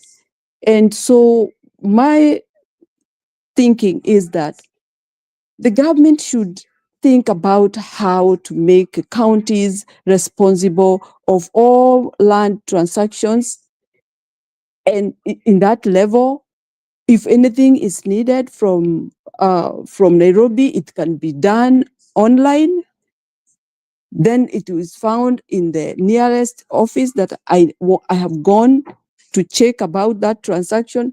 That will make the life easy for everybody, and especially people who are old. They don't want, they need not to travel so far, but it can be dealt in their own county, which is closer to their homes or closer to people that they know they can spend a night if it be that things were not finished, all those transactions are going on, were not finished, so they can have a place to sleep with no frustrations. So there is a lot to be changed once we get a stable government, and once we get ourselves back to normal, because right now Kenya is not normal. It's a lot of problems that is going on that is making the country unbearable. Na kwa hivyo mimi naomba serikali ile tutaunda iwe ni serikali ya kufanya maendeleo ya ukweli na maendeleo ambayo ni ya kunufaisha Wakenya, ili waweze kutulia, mtu akiwa kwao ako na raha mstarehe. Na tena ile kitu kingine ningeuliza, we have got these votes. Wakati wa kuchukua hizi votes inakuwa hata tena ni kama tabu. like Kasongo would wish not people to get these votes, kitambulisho hata hiyo, because ukiangalia unaona anajaribu ku make difficulties so that things doesn't work, so that you people you don't win or do the things the way you want. Yeye ndio controller, and you wonder what kind of a person is he, controlling things that are officially supposed to have that wananchi lazima wapate. Kitambulisho lazima mwananchi apate, vote hiyo vote card lazima mwananchi ambaye ni Mkenya apate. Why is he putting all these difficulties? Ningeomba hata serikali ile itaingia hizo habari ya kulipia ati ID, unaenda kulipa pesa hizo zote watu wanalipa, it should be abolished. You are a Kenyan and you should get that ID free, and if it is charged it should be minimal, si kuumiza watu, and especially at this time watu hawana pesa, wana maumivu mengi, mambo mingi ambayo inachukua pesa zao mpaka wanabaki bure.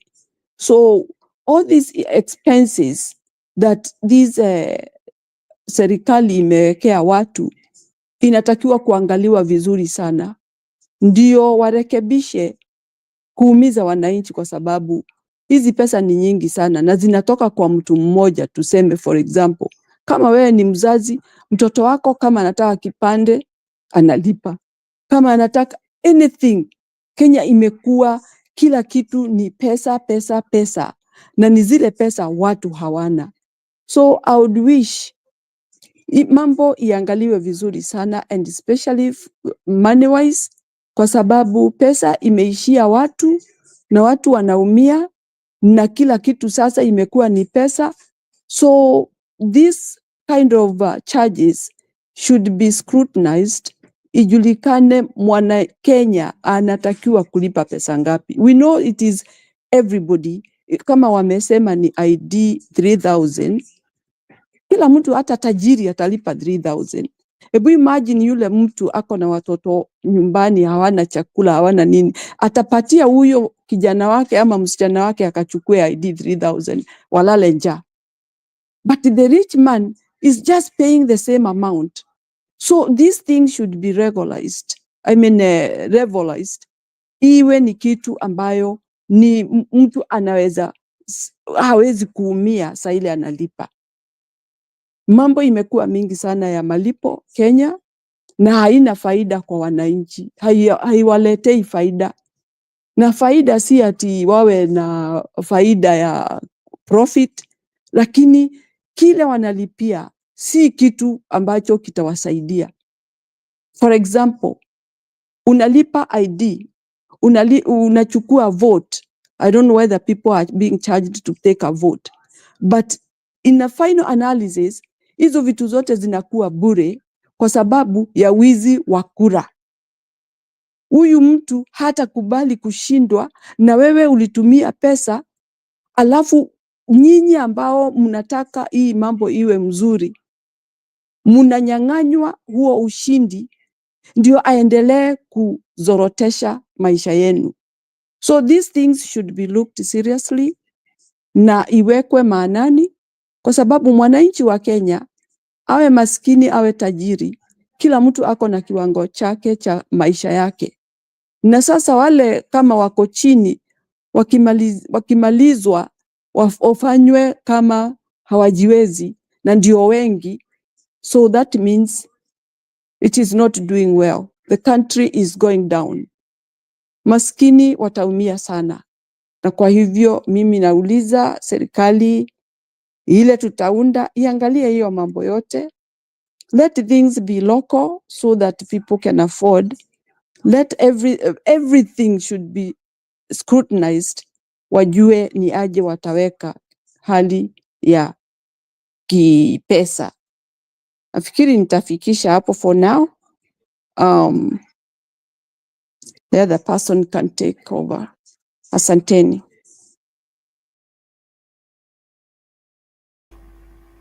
Well, Roban, nimejaribu kuongea na Njirwa ashiki simu, nimemwandikia message hataki kureply. So tutakaa tu, ni kama amesahau ameweka tu simu yake kwa meza, na ulisikia wakisema ni kama wasijua anataka kukula, so I think wanakula na amesahau. Mnaweza endelea. It's okay. So we're gonna update some of what we are waiting for those ones who just tuned in, because I think we have like for something people who are watching with us. Check here. Yeah, I think we have like almost 50 people watching. So we are waiting for the former TB president, Gachagua from Seattle. For those one who are interested, let me just give you the update right now. So the former TB president is in Seattle, Washington, the state of Washington. We use the local time there is 9:29 p.m. Friday. And I know in New York it's Saturday, 12:30 a.m. And in London it's 5:30 a.m. And in Tokyo it's Saturday also 1:30 in the morning. So if you just tuned in, we are waiting. If possible, it looks like if possible, we might have the former TB president in here on this platform, maybe to talk to us and to tell us what's the way forward. For those ones who don't know, some of us, we used to be other networks, and we are the people from the beginning who said when when Sakayo came in, we said, okay, he has won. But what he needs to do is one thing. He has to unite the country, and he has to build the economy, if at all he will survive the next election. By that time, it was a wrong time, but since then, we are halfway now. So my question to you, whoever's listening, you can be on the comment side. You can just come into the studio. What's your report card on this conman, this dictator, this killer, this murderer? What's your report card? Now we are halfway. Because a few months from now, maybe a couple of months from now, 2027 is not that far. So since now we have the opposition trying to put themselves together, we know we have Fred Matiang'i, we have Gachagua, we have Martha Karua, we have the Watermelon Karonso, we have Wamaro. So we have another people, we know them. So at this point, we don't know who will be the candidates. Also, we don't know whether these people in between here, before 2027, whether they'll be a unit or to be separate, because some of them, I have a feeling that Sakayo might be using some of them. But at the end of the day, this is what I believe. The best thing which has ever happened to our country is Ruto to unite Kenyans. This man, he has, before a few months ago, he knew he's above everybody. He's above the law, and they knew come 2027, there's nothing there, he's going to win. And my friend Raila Odinga, kama sio wewe, Sakayo could have gone long time ago. So you are part and parcel of this problem. Believe me, I've been supporting you just like I can't even, we loved you. We loved you. But the more you go, Mr. Raila, the more you are just annoying. If I was you, just exit, get out of stage. Sahi unachipaka mafi. I can say that with no regret. Sahi unachipaka mafi. What you have done is enough. Just leave the stage. Kama si wewe, point blank. This is my belief. Right now, when this guy was called Sakayo and it came Kasongo, that's the time he could have gone. Lakini kwa sababu alikuwa amekusikia, akakusikia mguu yake, akakusikia mguu, and that's how you pleaded some life on him. And you take blame. You take blame on this one here. You keep on trying, you keep on distancing yourself, trying to tell us something. Hell no. Sahi, we are focusing on something else. So wherever who is mad because I said Raila Saya Nachpaka Mafi, you can tell me how I can't stand him right now. I can't stand him. So the thing is this, we are halfway. What, at this point, what do you remember about this conman called Ruto? On top of that, our mama talked about localizing some of the things like the police, and also we think the elections. And I think that's a very good suggestion which we should have a discussion. Counties should be given power to hire their own police. Then from there, so that this idea of that would make the president to lose some kind of power of using the police the way they're using them right now. And that's a very good suggestion, but that's something for another day. As we wait Gachagua to come on this, Gachagua is going to come and talk to us. What do you think we should remember Sakayo for? We should remember this conman for?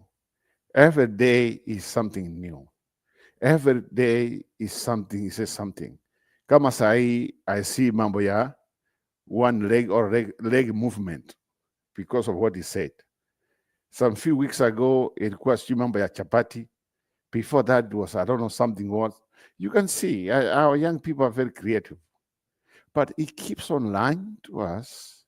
I don't know, somebody keeps on telling, lakini sasa mimi najiuliza kama yeye anafikiri amefanya kazi nzuri. He feels he's so famous. He has done wonders. Why is he very bitter? Yet vile anaongea bitterness. Bitterness. I thought ako na Raila. I thought Raila was a solution. Yeah. But at this point, I let's served go ahead. the immediate member of parliament, Bigger Town, and I tried the seat of governor, Kiambu County, sikufaulu, lakini sikuanguka, ni kura hazikutosha. And I talk as one of you. I lived here in the US. I lived in Boston. I lived in Worcester. I lived in Logo for many years. And then at some point, when my family could not come to the US, I decided to go back to Kenya. Right now, I do macadamia nuts and avocado oil. And 70% of it goes to the US. So I made good friends here.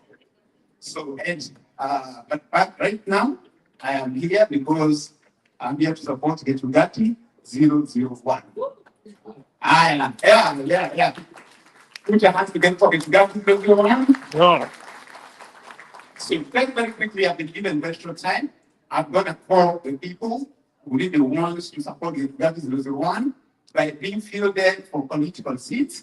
So kama unataka kusimama kiti yeyote ya siasa pale Jamhuri, sio US, Jamhuri, tafadhali wacha nione mkono juu, tafadhali. Please stand up for us.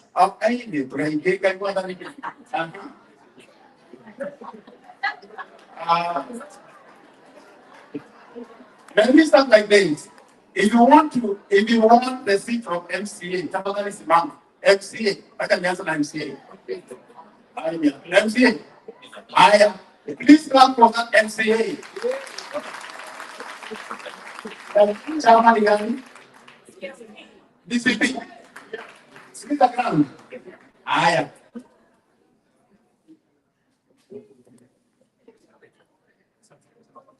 DCP. Haya. Na watu ambao kusimama MP, wacha tuone.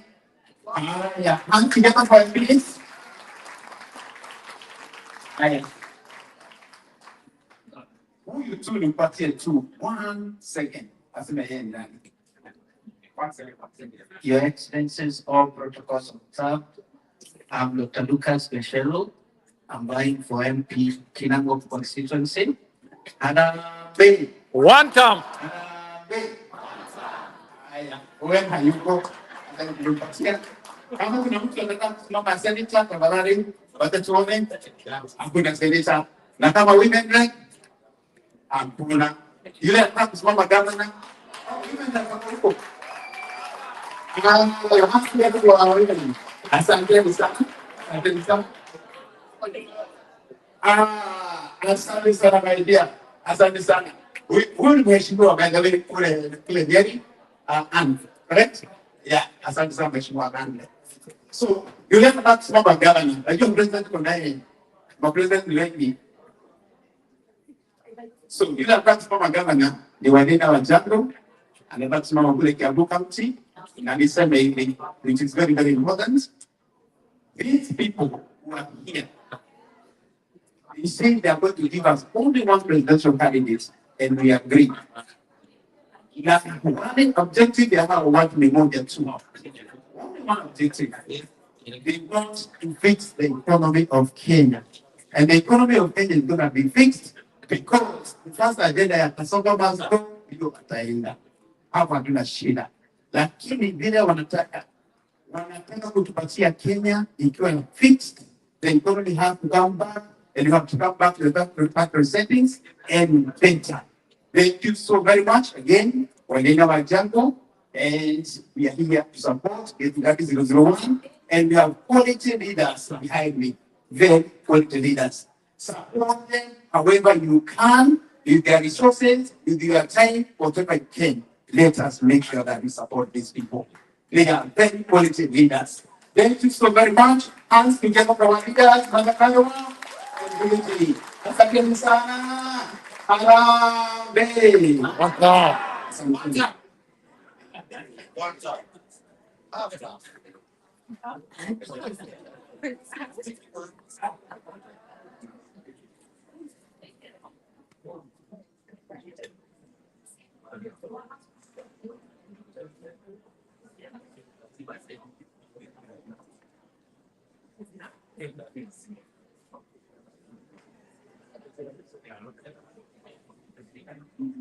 Gosh, I'm looking for you. Where are you?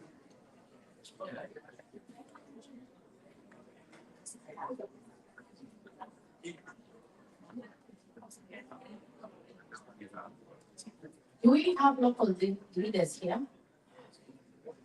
Can I have at least one or two people speak? Please, no politics.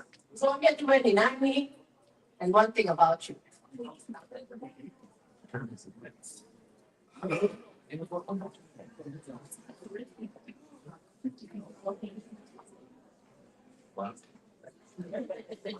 Well, thank you again so very much.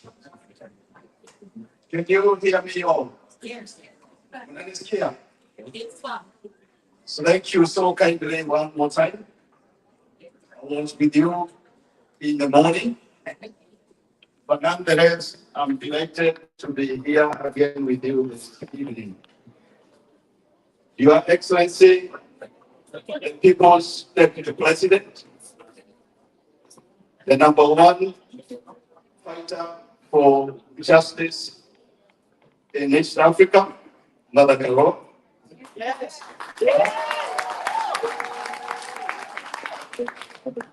The number one advocate for boy child in Kenya, Pastor Dorcas. And the number one server of tea in the morning, David Tom. My fellow cousins, how are you all? Cousins, it's good to see you all. Well, I start here. My name is James Wagura Mwangi, and I serve with the Northwest Kenyan community here in Seattle, in Washington in general, in Oregon, and also in Idaho. That is the area that we cover. We serve everyone indiscriminately, all Kenyans, regardless of their place of origin in Kenya, regardless of their political affiliations, regardless of their religious inclinations, regardless of all other isms. We are glad to be of service. And as I mentioned earlier this morning, we cover an extensive range of needs. Needs in the community pertaining to the times of joy, weddings, birthdays, pre-weddings and such. Needs in times of sorrow, hospitalizations, death, and such. And needs pertaining to when we need services in the community. We liaise with the government of Kenya. We liaise with the consular offices. We liaise with the embassy to receive services here on the ground. That is what we do. There are a few things that I mentioned in the morning that we so faith will do until this time now.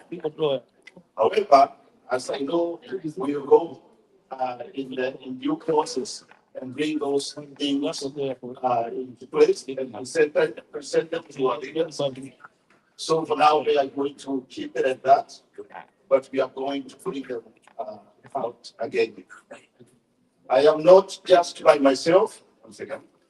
I am with the Northwest Kenyan community leadership, and I would like for them to stand up kindly, so at least we can introduce them. I'll start right here. We have Pastor Moigai, and he serves as a board member. We have our the kind of work we do, we are not late. We do it voluntarily.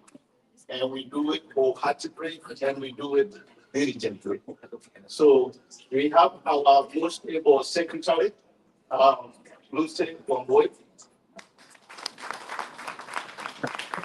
We have Pastor Harrison, our board member.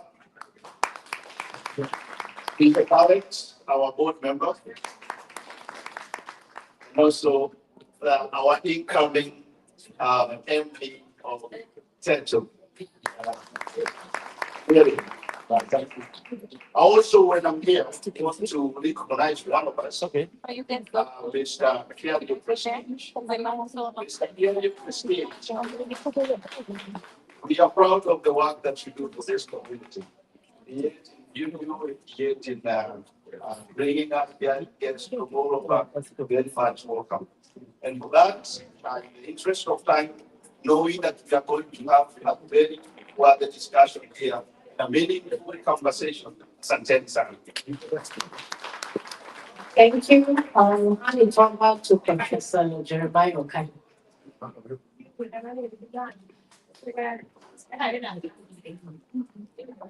Yeah, so all protocols observed.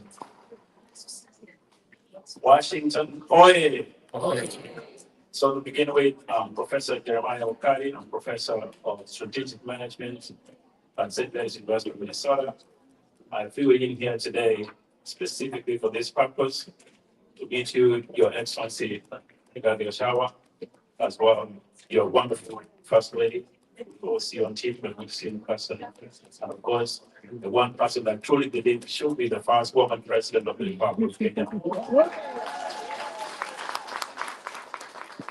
I have also been sent here by the Face of Kenya. So in Minneapolis, we've assembled a team of technocrats coming from all walks of life.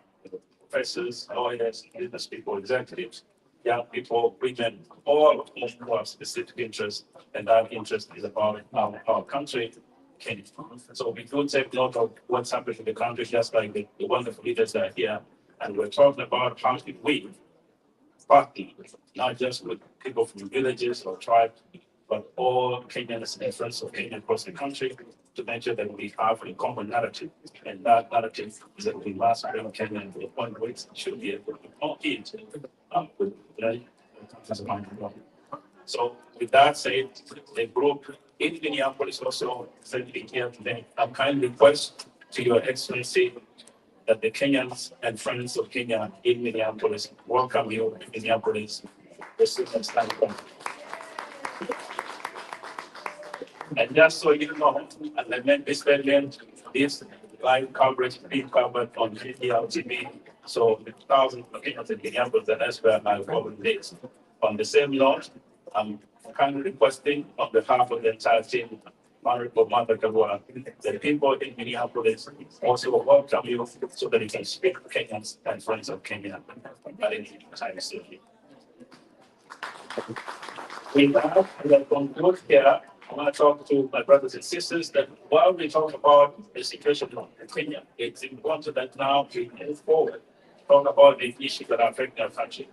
Today, we're talking about the Gen Zs, our young brothers and sisters that are dying in the streets. We must question why that is the case. So if we're going to have good leadership in our country, we must begin to address the issues of that population. Also, the tens of thousands of Kenyans here in Seattle and across the United States brave their dawn to make sure that they deliver the promise of Kenya. And these, Your Excellency, are the best ambassadors of the Republic of Kenya.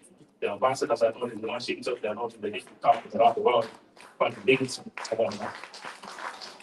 So if we're going to have meaningful conversation about what Kenya should be, we must expect that the leadership address the specific needs of the diaspora community. And as we do so, we also ask that we be more specific about the issues affecting our country. We need to look at the education system in Kenya.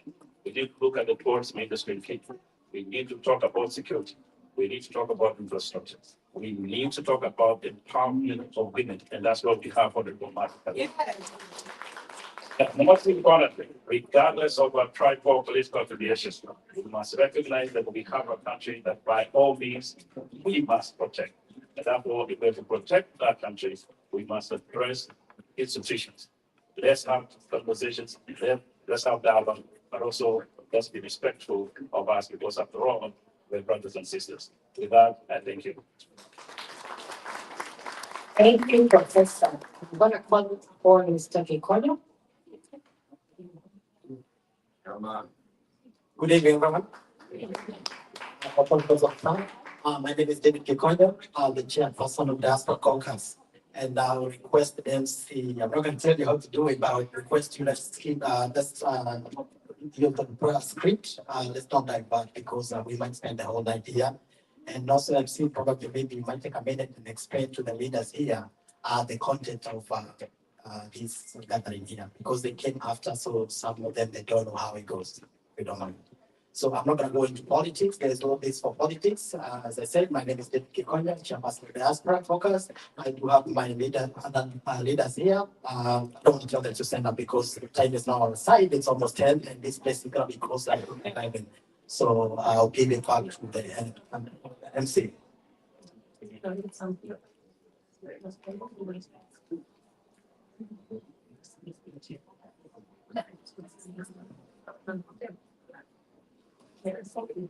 So we would like to have a representative from Her Excellency speak. Mr. Mondi. Mr. Mondi, where are you? Mr. Kam.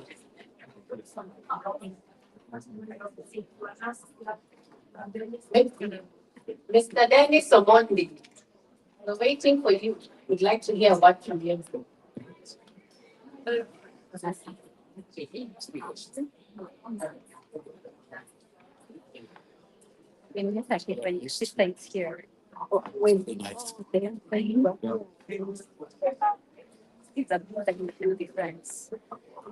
So who's that? What do you think you came here to do tonight? Is it what? When do you want to do the kukula? Can somebody tell me what they came to do? Huh? You could have gone and eat, sir. Where are you here? Just speak up. You came to support Madam Her Excellency. Yes, that's good to hear. Women empowerment. Who else came here for a reason? Really good at Kukula. What is the question? What made you come tonight? So we came here to support our leaders. And I believe empowerment. Kenya really needs empowerment. And tumesikia. Seeds of tolerance. We are the diaspora. We are the voice of our country. So we get support of leaders, whether it's your position, leaders, and just the community. I'm so hungry. I've never been to Dennis. Really? Why? And I live here. That's the first thing we did. Hello. But it's good. Really good. I'm Jambo. Yeah, but tomorrow. Hey. Jambo. I'm Jambo. Jambo. You said you so nicely. No one told you. You have How are you guys? My name is Dennis Omondi. We are here in the Chief Karua. I'm from Dallas. And Kevo, come and say hi from Seattle.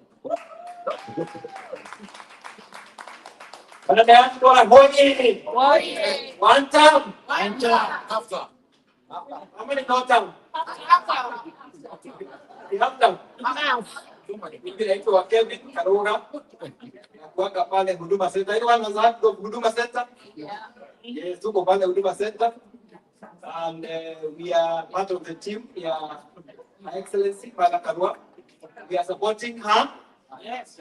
Tuko pamoja naye. Tuko pamoja naye. Yes. Tuko team PLP.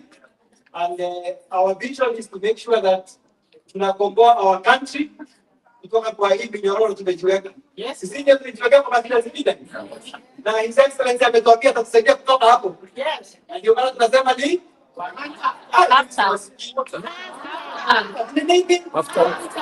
Your Excellency, mnasikia kitu wanasema. We are also having the rewards of Her Excellency Mother Karua. We are selling it outside there. We are supporting the cause. So please, we have a lot of books. Karibuni sana at the desk, and we are going to be able to take them home. And those of us who have not yet come to Huduma Center, karibuni sana, and God bless you. I hope you enjoy chakula. I'm going to correct you. We're not selling books. We're supporting a cause. So if you come and get that book, you're just buying the book. We're supporting a cause because this what we're trying to do to liberate our country. We cannot do that on our own. We need all Kenyans to come together. So please come buy a book there. Don't buy a book. Support a cause by getting a book. And it's only $35 minimum. There's a guy, Gitao, where are you? Where's Gitao? Gitao, you bought. Gitao, you bought a book from me. Where are you? Oh, Gitao, I will purchase $200 for talking about it. So we are support cause. So we understand what we're doing. We are supporting our cause. So if you come there, and then when you get that, I know. At the end, Karua is gonna sign the book for you, and you're gonna take a picture with her. But if you don't have a book, and we only have spaces for taking pictures, only the people with the book will take pictures. The rest of you can take a picture with me, but I am free. Okay? God bless you guys. Hey, naitisha mchango. I have to take a picture with madam. My contact number is. Anyway, let's keep it moving. So the people at the back, if you guys don't mind sitting down, we want to yes. Chakula itaisha. I have to eat for sure. Imeisha. There's no food there. There's no food. That's why I Kuna dish huko. My name is I don't want this program over to. I don't know this ones. I'm very political. It's stuff like that. God is good. And all the time.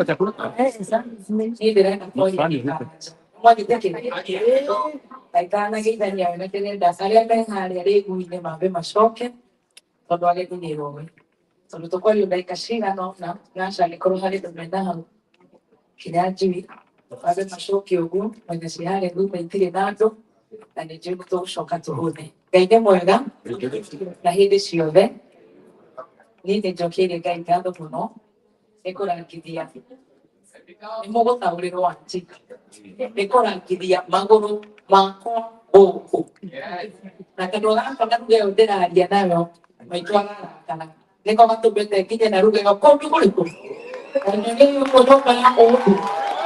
Wewe siato oye. Siato oye. Hapa kulikidia logimba. Wewe anende kumane pia. Hapa kulikidia logimba. Kokoro kama. Kama nataka mambo kwa kile kwa wakati wa logimba. Are you ready, Seattle? Wewe bado mnaona Seattle? Kama kanaambia ndio kama baby talk. Ya kemo na hao kwa badepo entere wanake kuenda kujita mmoja wake ya kabete agamba kile pepa hapo ile watu ngoni saa bi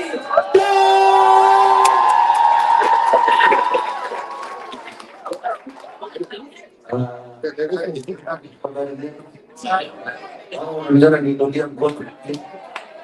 Ukisiasa tunasemaje? Lakini tunasemaje? Ndio hivyo, mbona yake? Your Excellency, kesho katika jito. Kwa ikonomi mpya, next yako installation, let's go.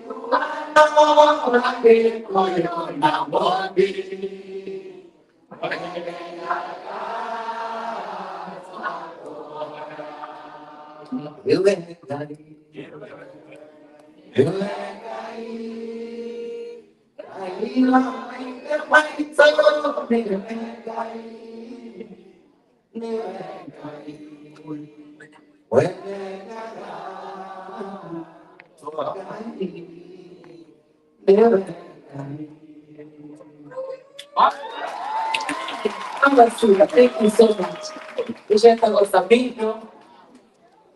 You can have a seat. Continua na boca. Continua toda na boca. Continua shy. Continua shy. Continua shy. Tiene gracia, kaki kita mau tidur rumah ya. Auto hokan teo ka, ho pakai. Thank you so much. Eda pena mono reu koro di goko. Tadi ko ya mahida baike. Tadi ko shoke keo. Ina ye bosi ya dia matara tu tigata. Ye bosi ya dia matara biko ya kalimo ka ko lo tuko sio bato eke. Be mo ligera ke mo.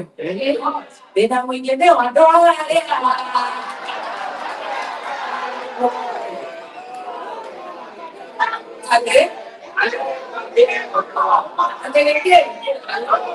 Jago, betul dia. Kita sudah siap usia ke ni. Itu tu kan dia ke ni. Itu kalau tu ada paman atau dia pakai negosio. Itu dia dulu model kita pintu.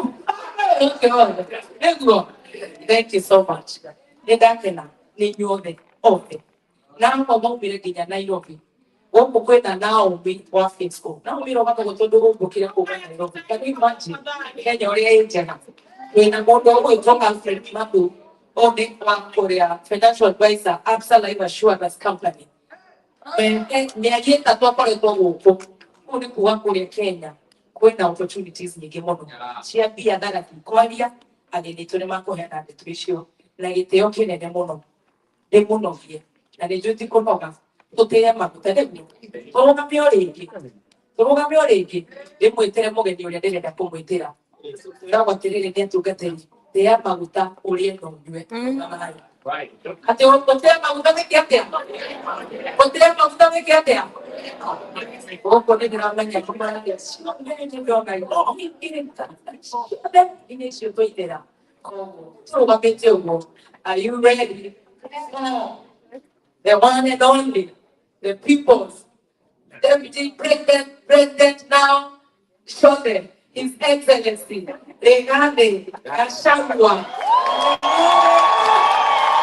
Tuinue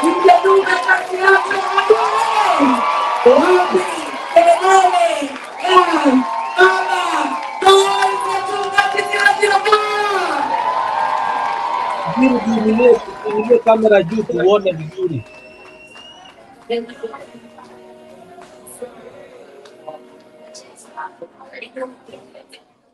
you. Please be seated.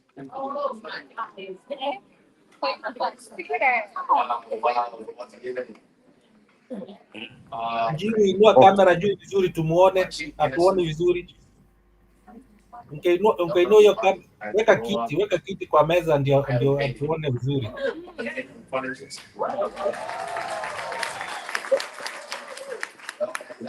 Education and runs success in Kenya, living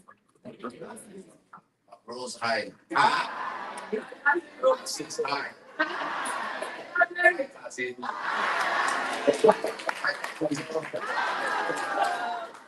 Very high. Thank you very much.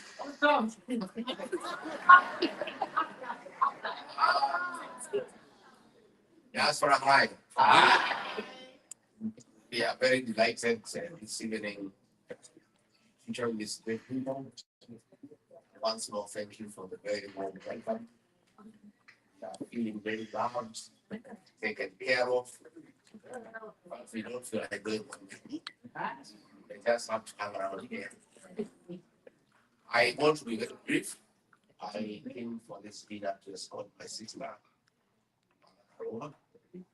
That's where we come from. The work of boys is to take care of their sisters.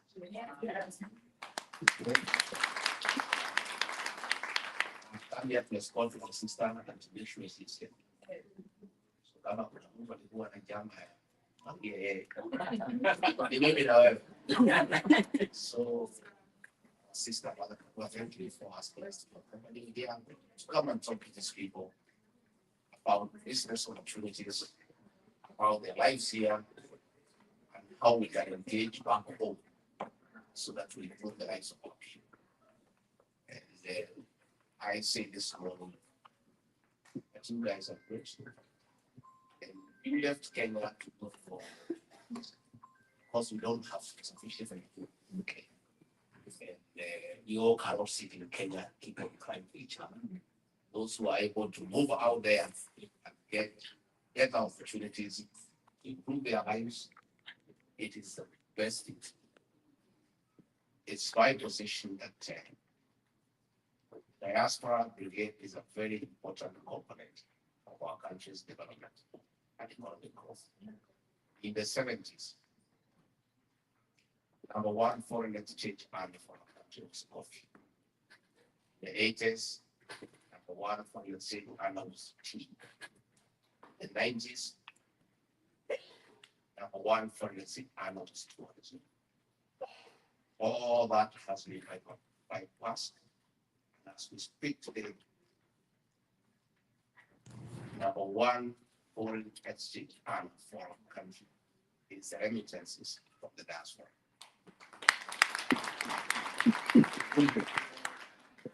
A very important component for economic development. And this is my position. Those of us who have some dairy cows. The cow gives you milk, you must look after it. You don't just give it hay. Make sure it has dairy milk. It has to sign. Nowadays, we even have markets that they are able to see well.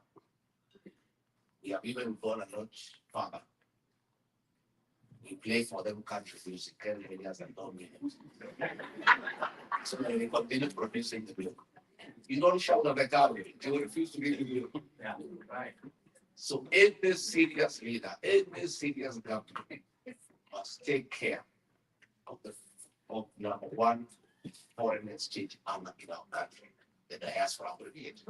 So we are looking for a very serious partnership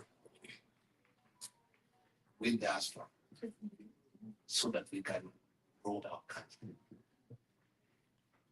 I know that you are feeling the weight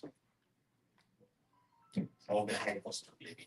Okay, even as we are here, because I'm aware sufficiently that you take care of families, and therefore you know that the shopping you used to do with 10,000 3 years ago, now you need 30,000. So isn't it true? So in fact, forget about what people on the treasury say about economic growth. Oh, we have 5.6% economic growth. Oh, the rate of inflation has gone down by 4%. If you want to know whether there is economic growth in Kenya or economic decline, talk to the restaurant people, they'll tell you. That's right. They only need to know how much they are spending as opposed to how much they were spending 3 years ago. Yeah. And then they know that the economy is on decline. So we have a challenge as a country to get our country back on economic recovery and restore our civil liberties. As we speak today, we are witnessing the highest level of violation of human rights ever seen, ever witnessed since independence. That is what Gachagua ourselves are affected. So we know the situation back home. I want to speak much because we have one case to speak. And I want to say we are around for a while to listen to them. We examine the Kenyan people here because you tell us what the Kenyans are telling you. But one thing I must say is the fight to liberate our country and restore our dignity is not an easy one. It's simply liberation. In your own small way, your voice back home. Anything simple, anybody who changes the life of one or two people have some influence. Have great influence back home. Talk to the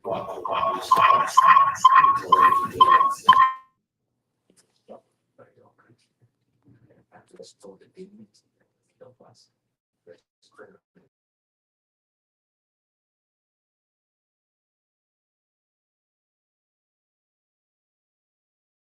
Liberation struggle that we are on to make sure that we have a government that listens to people, we have a government that is accountable, that is transparent, we stop theft of public resources, we stop violation of human rights, and we respect our democracy and allow people to say what they must. And mimi sitaki kutisha kutoka hapo iko area kwa muda. Sina haraka ya kuondoka. Ile mmenitreat tangu nifike jana, nilifika I should have come here.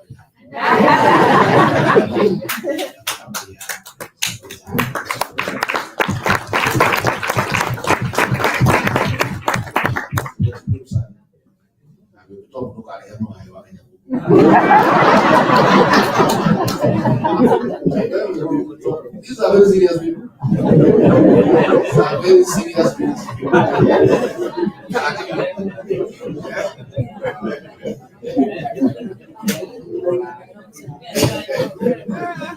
And of course, our great son, Samino, has also been around here.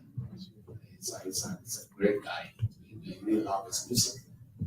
We go the other day, we were trying to force these musicians to go and sing for them. And I people kind of shy one. And I told them, you musicians, that is not your work. Your work is to sing for us so that we can sing well. Your work is to entertain us. When we are relaxing, try to struggle with what Kasongo has taken us to. So there is no you can be the Kasongo, and then you are coming to sing to the same people who are frustrated by Kasongo, isn't it? And these musicians, especially those from our region, 90% of their songs, and that is why we like them, are about love and relationship. Stick to that agenda, is a good agenda. It's about love, courtship, broken marriages, the normal things of life. As long as our artists stick to their script to sing for us the songs that we know, then they are on the right track. But we don't need musicians to come and tell us that roads are being constructed. We can see them or not, is it? You need a musician to tell you Shah is not working.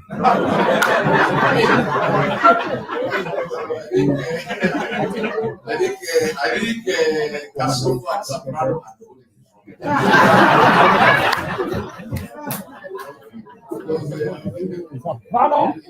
wamejaribu kudanganya, wameona hatusikii, wanasema watafuta kina Samino Samino usiakutie hiyo mtego.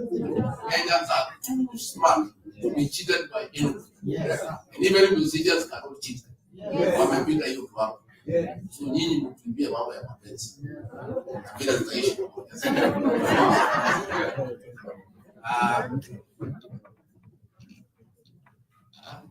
Sasa Mungu tayari tumkaribishe kiongozi wetu. Yes. You know, when I looked at the way things are going in Kenya and the struggle that we are having with Kasongo, I thought that I needed to go and look for my sister because she has been at it for a longer time than all of us. You know, she has really fought for the liberation of our country for many years. I went looking for her. I went to her house in Kirinyaga. I said, my sister, have come. This battle is not easy. We need all of us to be together. And she was very, very, very receptive. She was very loving. She listened to me and said, my brother, let's walk this journey together. So when I was told she's coming here in Seattle for this dinner, I said, I cannot allow her to be alone. I said, I cannot let her to be alone. So before I call the Honorable Madam, you want to hear from Mama Boys? Yes.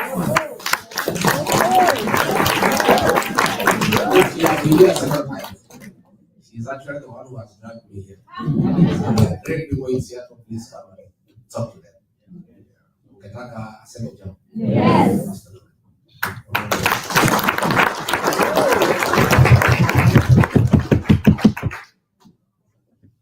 Good evening. Good evening. Amen. And thank you very much, People's Deputy President, our bigger sister, and our friend, Honorable Mother Karua, and the committee that has prepared this place, Victor and our son, Samido. I believe that tonight is going to be a good night, and because we don't want to take very long, he has already spoken, and our sister is about to speak for the purposes of saving time. I just want to greet my boys who are here. Yes, Mama boys, how are you? And women treating me right?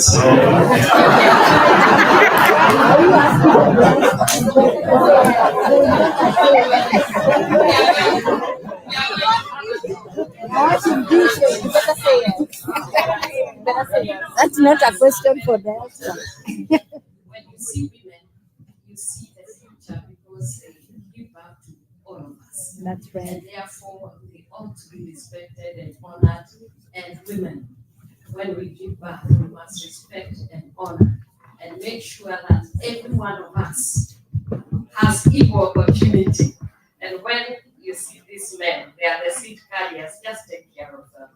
It is a mother's spirit.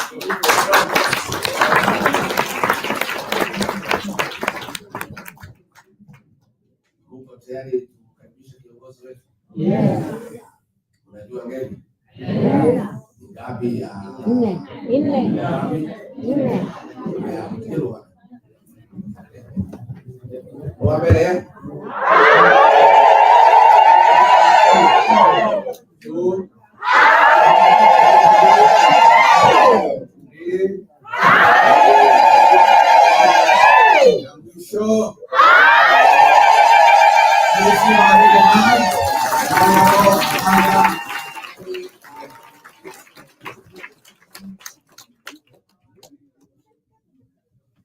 Hamjambo nyote.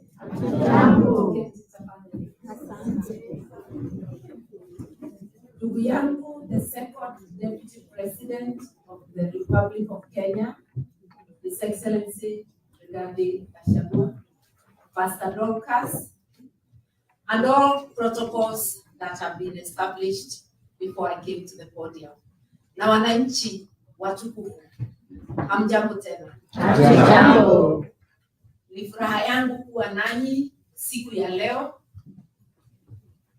na nimekaribishwa vizuri kama vile mlikaribisha ndugu yangu.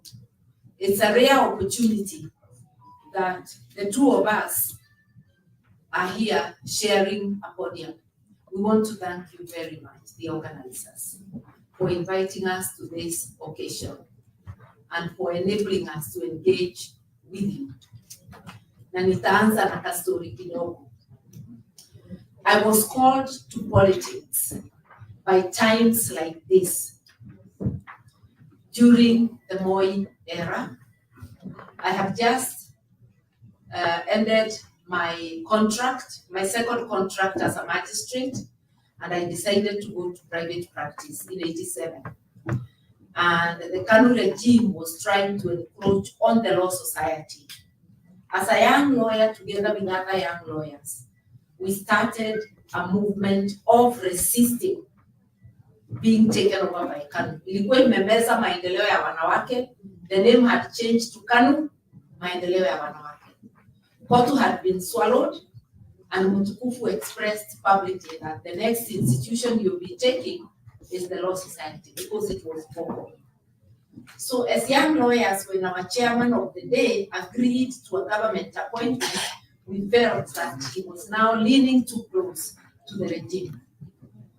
I became active, organizing and leading to push back.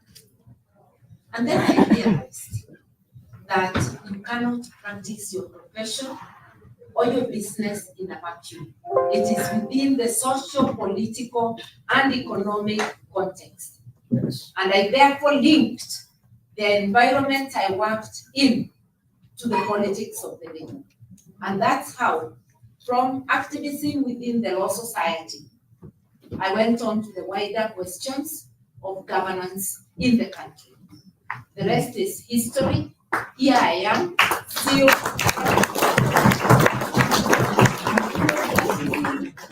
the two professions, politics and law, and they intersect very well, because as a lawyer, you are taught to represent. As a litigation lawyer, which I was, you articulate the issues of your people. In politics, it's the same thing. So, I don't know, it's not 30 years, it's almost 40 years. Here I am, still at it. And instead of the Moi dark days, we've now gone 360 degrees back to where we came from. And this is not dark days. This is total eclipse. Yes. Total eclipse. I don't remember anywhere during the Moi era other than the Wagala massacre, which was over a period of time, not a single day, where 60 or more people are killed in a single day, and it goes on and it's countrywide.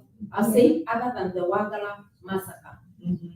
Even when there was Sabasaba and such things, we never had large mass deaths that are repeated.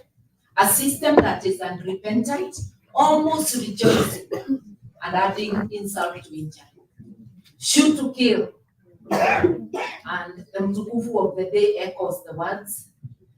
Then when he finds the UN is complaining, is asking for accountability, he says shoot in the leg. As though you don't die when you're shot in the leg. Rex Masai was shot in the leg and he died.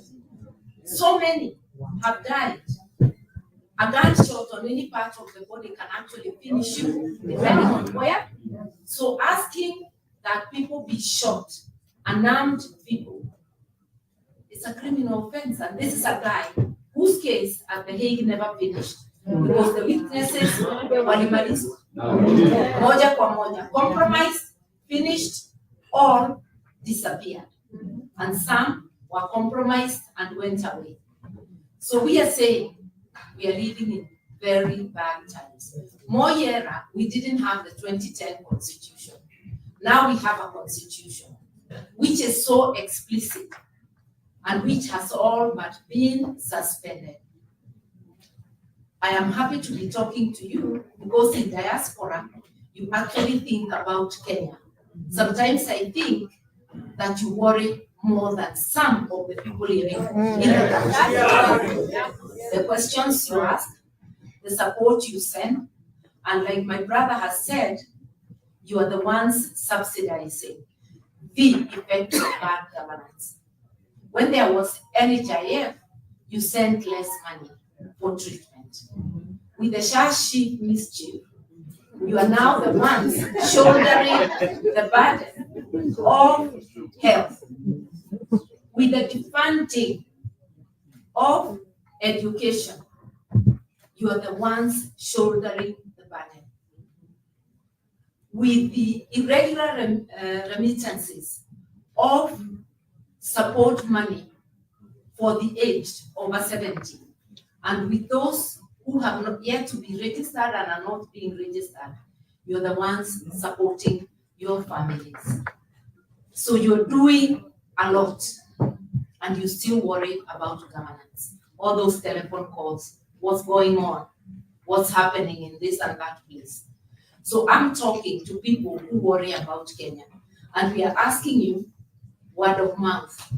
You have more votes than in your pocket. A few of you are registered to vote. Others have not been registered because those who register are not bringing it to where you are. Sometimes you have to travel long distances. We have not, as a country, fulfilled our promise to the diaspora, a promise that is in the Constitution of Kenya. Because we ought by now to have progressively made it possible for everybody in diaspora to register at a point near them. Even if not in every state, there should be a point in every cluster where you people can register, and it is possible for the officers doing the registration to move around to those places. It is possible to appoint returning officers on the election day, credible returning officers to man the various stations. I don't see that being fulfilled now, but it's a promise we make that we will fulfill. So what's wrong with Kenya? We have a constitution, hardworking people. Kenya doesn't have a problem of revenue. It's a problem of misapplication of that revenue, an expenditure problem, physical indiscipline, going to pamper a small ruling elite when essential services are not being attended to. We have never failed to renew motor vehicles and get the latest gasolines for the ruling elite.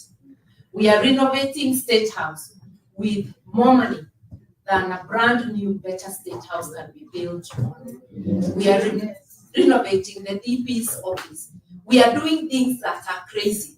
We are spending 4.5 billion to make Bomas of Kenya a hotel, as though it is a priority.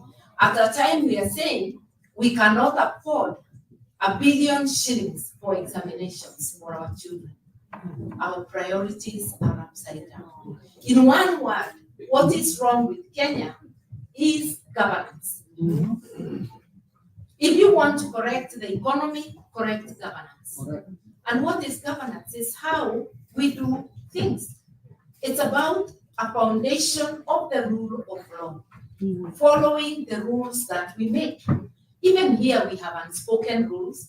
Only one person can speak at a time. If we are all speaking, we can't hear one another. So for a club called Kenya, the rules that we make for governance are the laws of Kenya, beginning with the Constitution, and then the laws under it. If we follow that, imagine the Constitution has a whole chapter on how to apply finances, on how to apply the revenue collected. It has a whole chapter on the leadership that is fit to steer the country's affairs. It has Article 10 that gives us the principles, the values and principles of governance, inclusivity, respect for human rights, transparency, accountability. I do not have to say all of them. mwelekeo tumepewa, lakini masikio hatuna. Tuna macho hayaoni, masikio tunayo, lakini hayasikii. We are doing the opposite. That's why it should even not be one term, maybe not term. Especially with the killing going on. How much more blood do we have to shed? We must be thinking. That's why when my brother came over, we spoke and we said, this is not about us. This is about the country. And we agreed that we have to unite, not just the two of us. The two of us, and then we go out and look for others. And when I went to pay a return visit to Amunyoro, you saw it was Kenya, not me. Because we need everybody. This job of liberating Kenya cannot be done, not by one party, not by one leader, but by all people of goodwill speaking together. And that is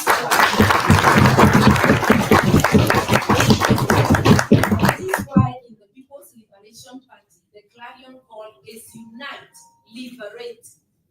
Without unity of purpose, you cannot liberate.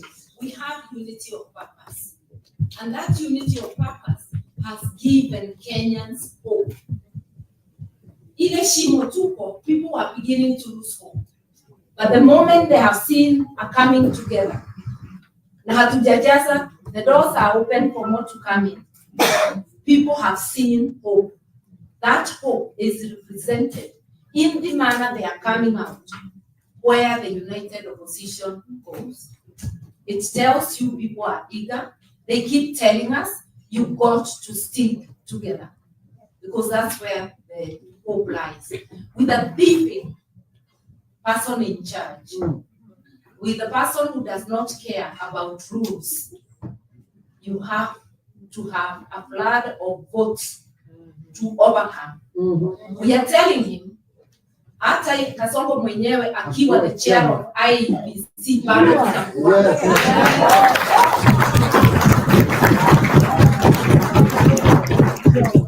Hata akiwa commission yote bado tutamweza. We have to stick together. Yes, we are many candidates. And in case you hadn't known, I'm vying for the president.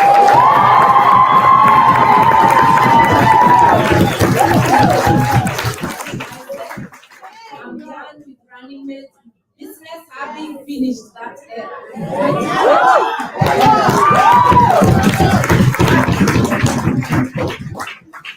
I am also ready. If in the unlikely event another person is chosen as a candidate, I will subordinate my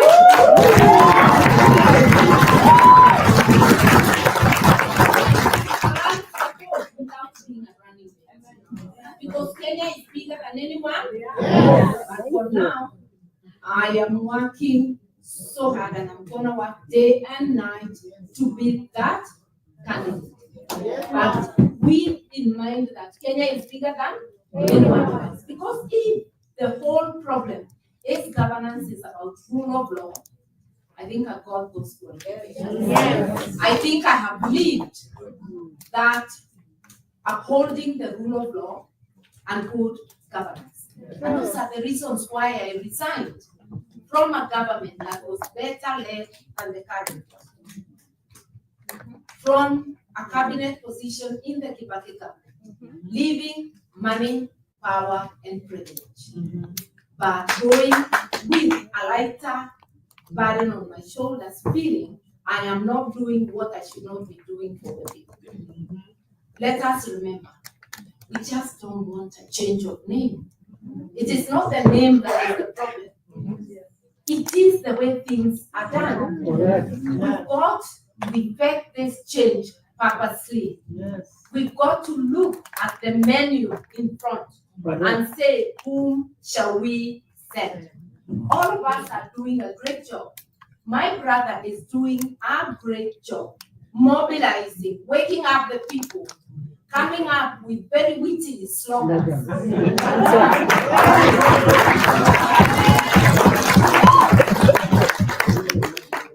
inside the knowledge, he's delivering sucker punches. I was telling you the last one when he told him you are angry. I see you are very angry, but Kenyans are more angry. That was a knockout punch. And each one of my other brothers, everybody has something useful they are doing, something unique. But we want to look at the totality and say, whom shall we serve? So each one of us will market themselves. We'll all market our parties. And when we talk of parties, let me tell you something. I talked of governance. But political parties are very important in the governance of a country because they are the network that mobilizes the people on a platform. And I'll begin by saying PLP, we are social democrats. So we are people-centered. And we believe that on a foundation of rule of law, you must look back and uplift the vulnerable. I'll not go on beyond that. I just wanted to say, political parties are so important. And I'll urge those of you here, join a party of your choice. I'll obviously tell you PLP, but we're recognizing that there are many parties. Join a party of your choice. Do not be a spectator. Why? A government is as good as the political party that forms it. Yes. A political party that has no governance, has no structures, a political party that adopts corruption as one of their ways, a political party that has authoritarianism will get a government just like it. I'll just tell you, UDA is a poverty party.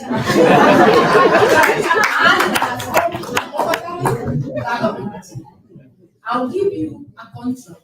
And the same, it was with KANU, by the way, and other parties which I will not mention because they were run by friends. The only party that had a semblance of good governance was Mwai Kibaki's JP. It was called by people the gentleman's party. What they meant is that it was so orderly, it didn't look like a political party. By the way, when I was rigged out of party elections in Port Asili in 1992, September the 12th, because I remember, I immediately moved to DP by the 2nd of October, and elections were called. And I was able to defeat the people I found in DP because everything was done above. That was my Kibaki. And that's how come he ran a good government the first time, especially. Things started going south towards the end of the first time election period, 2007. And then when we got the grand coalition, or was it grand corruption government? You know, I'm telling you from insider, the way now really can speak to you as an insider. You know, he delivers truth from knowledge. Like I remember, about a year ago or 2 years ago, Chief Justice Emeritus Mutunga and several others made a statement when Boniface Mwangi was abducted. And from information we say there is a killer squad of assorted security agencies, and we explained.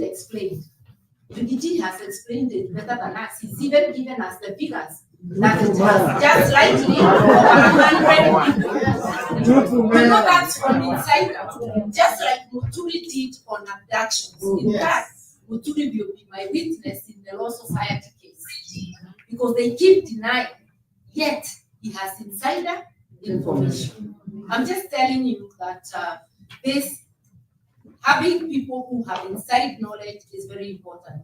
I have inside knowledge of the Kibaki government, and I can tell you that it ran well until we stopped caring about the law, and that happened especially in 2000, after the coalition government came, and I lasted just for 1 year before leaving. Because it has to be, you don't want things done which later you cannot explain. You can't be part of it and then deny it. So we are having a problem. The issue is governance, and political parties do matter. Kindly, you can make that party you join a party that is well run by speaking out. You can make sure that that party has good policies by impacting on the policies. You can also support that party through donations. And when many people support, you do not have to spoil your budget. You just give the little money you could have. You forgo your coffee for a day, and you give that small donation. Help us get Kenyans to know that parties should be given, not giving out. You know, we've got to get away from that handout culture. Help us through word of mouth for people to know. And those who do not have money, you still can give your time. It is money. Volunteer in cash and in kind, and through word of mouth. So I want to say that there's a lot you can do. There's a lot you're doing. We still expect so much of you. We are going to build Kenya together. And please link political parties with governance. If we don't do that, I could list parties that are large but have bad governance, that even if they were to go in, they will go in limping. We have to be ready. What changes do we want? We have to focus on institutions. Imagine the three arms of government are the worst in terms of governance. The judiciary, even about using money in a reckless manner. If you check how they are doing their buildings and all that, if you go to the executive, worst. You go to parliament, terrible. Those who want to be members of parliament, those who want to join politics and be leaders, let it be a calling to serve. These days, parliament is a glamour job. It has 6 figures, not like the 5,000 I got as salary in 1993. Together with Marupurupu, ilikuwa 19,000. My politics was being supported by my legal office, by my practice. Today it's a glamour job. People are coming for the money, but abandoning the job. When they get there, they become tenderpreneurs. For parliament, they become national tenderpreneurs. Instead of going to parliament, there's no quorum on anything.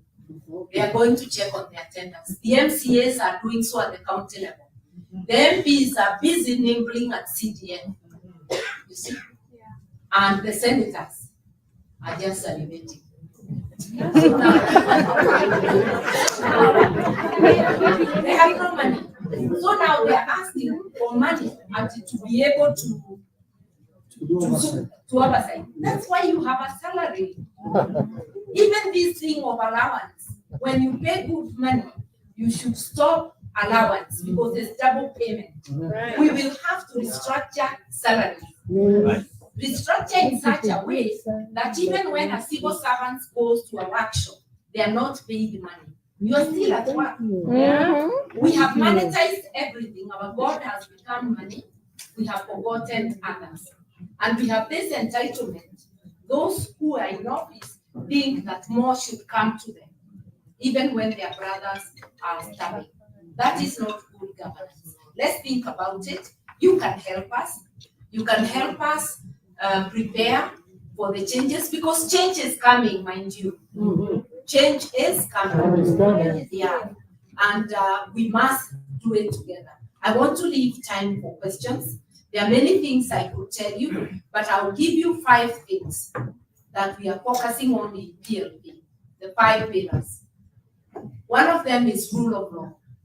Because if we do not have rule of law, if we do not kill impunity by real-time enforcement, by ensuring the law applies to everyone across the board, then all that we'll be doing will go to waste. Our wish for better governance will be zero. It will be useless. Number two, it is the economy. On that foundation of the rule of law, an economy that works for everyone. Taxation should never be a punishment. It's a contribution for the services you get. And one of the principles of taxation is to tax people what they can afford. You cannot tax people until working people can no longer feed their children, can no longer take their children to school, are having their houses repossessed at their cars. That is not taxation, that's extraction. And the last time we had extractive regimes that were apologetic was the colonial era. We do not want an extractive regime. We want taxes people can afford. Abolishing the housing levy and any other punitive tax. Without going into details, also ensuring that Article 43 on basic needs is implemented.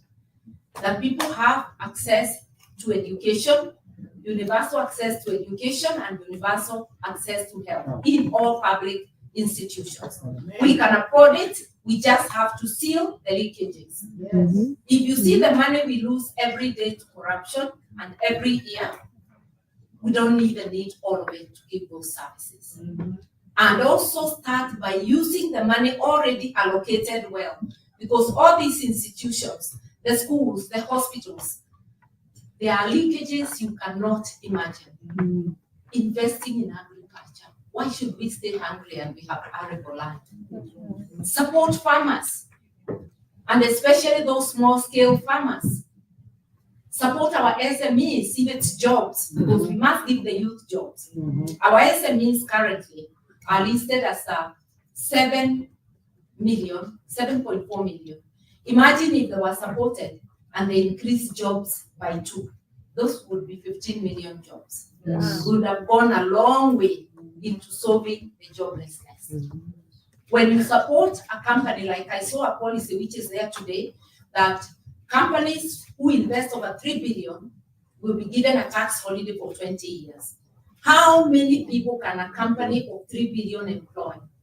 If you gave those holidays or consideration to SME sector only, you are most dependable. Even when they close, they'll still open again. They go nowhere, and their money circulates in Kenya. A foreign company, their money goes where? I don't want to talk too much about it. I just wanted you to know the areas we are looking at and much more. May God bless you. May you support us, and may you support me to take Kenya to the next level.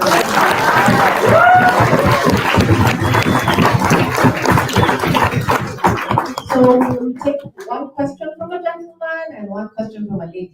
There is someone who begged for this. Please. Hello. One time. Thank you so much. First of all, Gachagua, for a wonderful speech you've given us, and also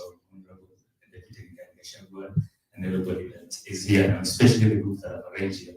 I had to read it out because I wanted to make sure that I have a question, but of course it circles through basic reasoning.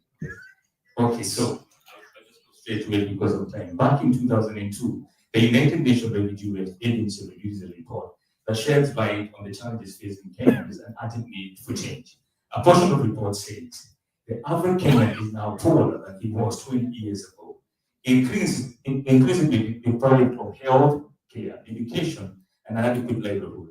Much of widespread poverty is a direct consequence of government inaction on key policy issues, including corruption, land abuse, education, and workers' rights. It is also political motivated clashes and the looting of government officials and the collaboration of public resources, including treasury, government agencies, parastatals, public land. More concerning, none of these offenses are faced substantive consequences. This time, even today, the lack of accountability is a slap in the face of every Kenyan who's struggling to make ends meet. But remember, change is ahead, and it's time for us to demand it. Now, this is the thing. 23 years later, the issue of your better living condition or other unequal remain a passing concern that affects over 74% of Kenyans. The 23-year gap underscored the prolonged nature of this issue and a need for immediate action. But so 11% of Kenyans have, for example, a flushing toilet. And only 11% of the Kenyans only have a flushing toilet. And even 8% of the Kenyans are still using the defecation. The question is this: does Kenya have an issue with presidency or parliamentary? But rather, the issue is mainly based on lack of civic education, like we just engaged here, where the people need to be enlightened or to be informed. Because if you go to Kenya today, and I give them, for example, $5,000, first of 5,000 shillings, versus I give them opportunity to have a toilet in each and every home, or even better roads and better infrastructure, they will go for the 5,000 Kenya shillings without even asking. The question is this, because this is ongoing, what is it that we are doing to make sure that especially the civic education continue to be impacted in the village, from where, for example, where I come from, so that they can have an agency, a sense of need for those basic needs, rather than rotating every year the cycle of what has been going on. So what is the question? It's about I have a question. Give me, I have a question. Please give a chance to respond. The question then is that, what are we doing about civic education?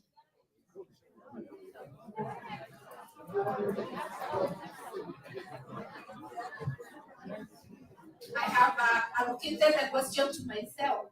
Seek ye the kingdom first, and the rest will come unto you. It's governance and change. Change that is structured, change for the better. Because those people, their income will rise, like it did during the Kibaki era, yes, and they'll build those facilities for themselves. Yeah. Thank you. Alegi, please keep it brief. We want a question.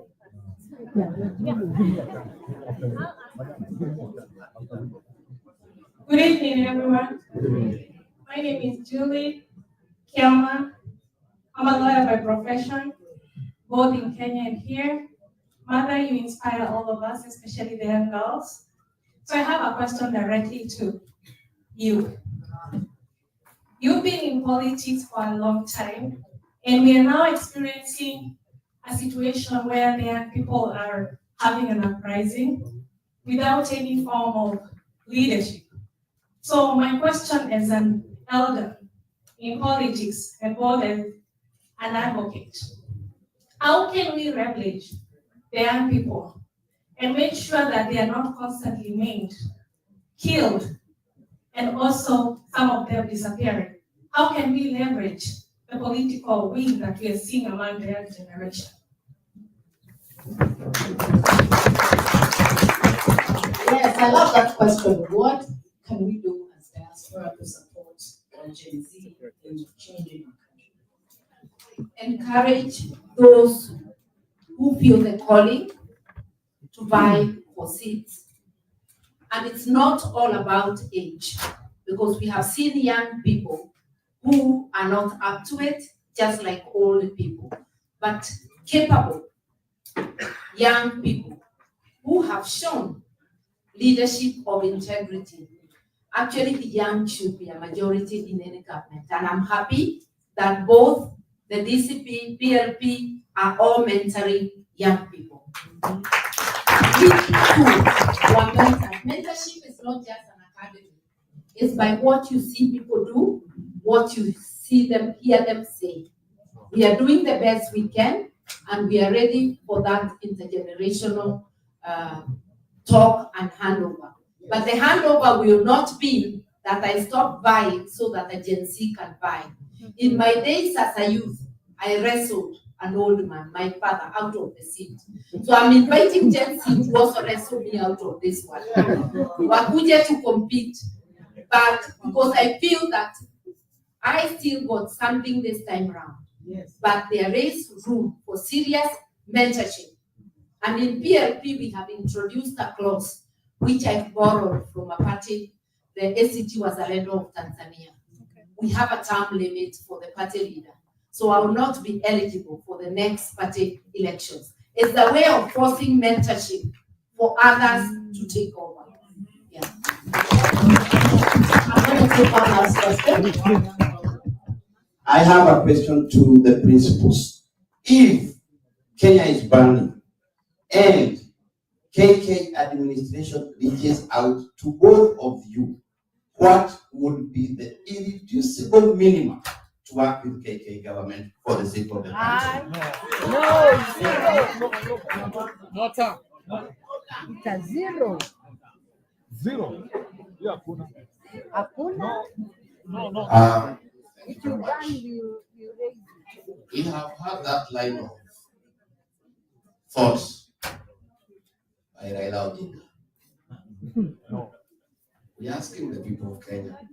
Raila is calling for dialogue. Do you want me and Malakaroa to go and sit down? No. We refuse. We refuse. What we are saying is, it's not possible to have any dialogue with William Ruto. Yes. Because the guy is a pathological liar. Yes. We are actually having doubts. We are having doubts whether his real name is William Ruto. So, and let me say this. That line of thinking about dialogue is being brought by Raila. Raila is totally irrelevant in the Kenyan political discourse. He is calling it contrary. Every election cycle, he loses, he finds his way into government. He wants to be in government, but he doesn't want responsibility. Yeah? He is there, and somebody else takes the flag. Right now, he finds things are too hot for William Ruto. He is trying to distance himself. But if he was a patriotic Kenyan, and he meant well for our country, he would be disengaged from Kasongo. Yes. But he is talking when his mouth is full. You know? And they are comfortable money. So what we are saying is, and it's very clear, I was saying this morning, forget about him. The support he had across the country is gone. The Kamba nation used to support him, they're not there. The Kusi nation, they're not there. The Luya nation, they're not there. The Maasai, they are not there. The Mombasa, they are not there. Again, the Gen Z who are going to determine the next election do not want to hear his name. Because he betrayed them, and on their blood, he negotiated his way into government. The payslip holders who are suffering because of excessive taxation and bad governance don't want anything to do with him because he is supporting the government that is really humiliating them and making life impossible for them. So we are saying the dialogue that we need is in the ballot box in 2027. That's where we need to sort out this question once and for all. And I think it's good. We cannot keep on having situations and people talk. You know, Raila has been in every dialogue, but the problems of Kenya do not end. I think what we need is a transformative leadership. And I think it is time we just persevere for 2 years and sort out this matter once and for all. Sindio? Wanaume na wanawake waonane. So that hii maneno ifanye nini? Ishe, so that we are able to move forward. So my brother, if there is any talk with William Ruto, I am not available. I am sure my sister here, when I say one time she has a problem with it, she wants more time. So I know this is also available. And therefore, I think let's agree we have a problem, and let us not try to fix it with half measures. I don't think the Kenyan problem is talking to William Ruto. Because even if what you agree, it will be a lie, I can tell you. So there is nothing that we can discuss with him because it cannot work. We need to have new leadership that is informed by people's aspirations, that cares for what people think and what they feel. And I think that's going to happen. And we ask you once more, be part of that process. Usiwache nyuma, tukue pamoja. I want to ask the last question. I think for me, what I want to know is, as diaspora, as people who are small, but also, as you said, great, because we support an economy back home. Can you tell us 2 or 3 things we can do as diaspora to support you as our leaders so that we can see change? You know, what can we do to drive? What are the 2 or 3 things we can do to drive our country to change?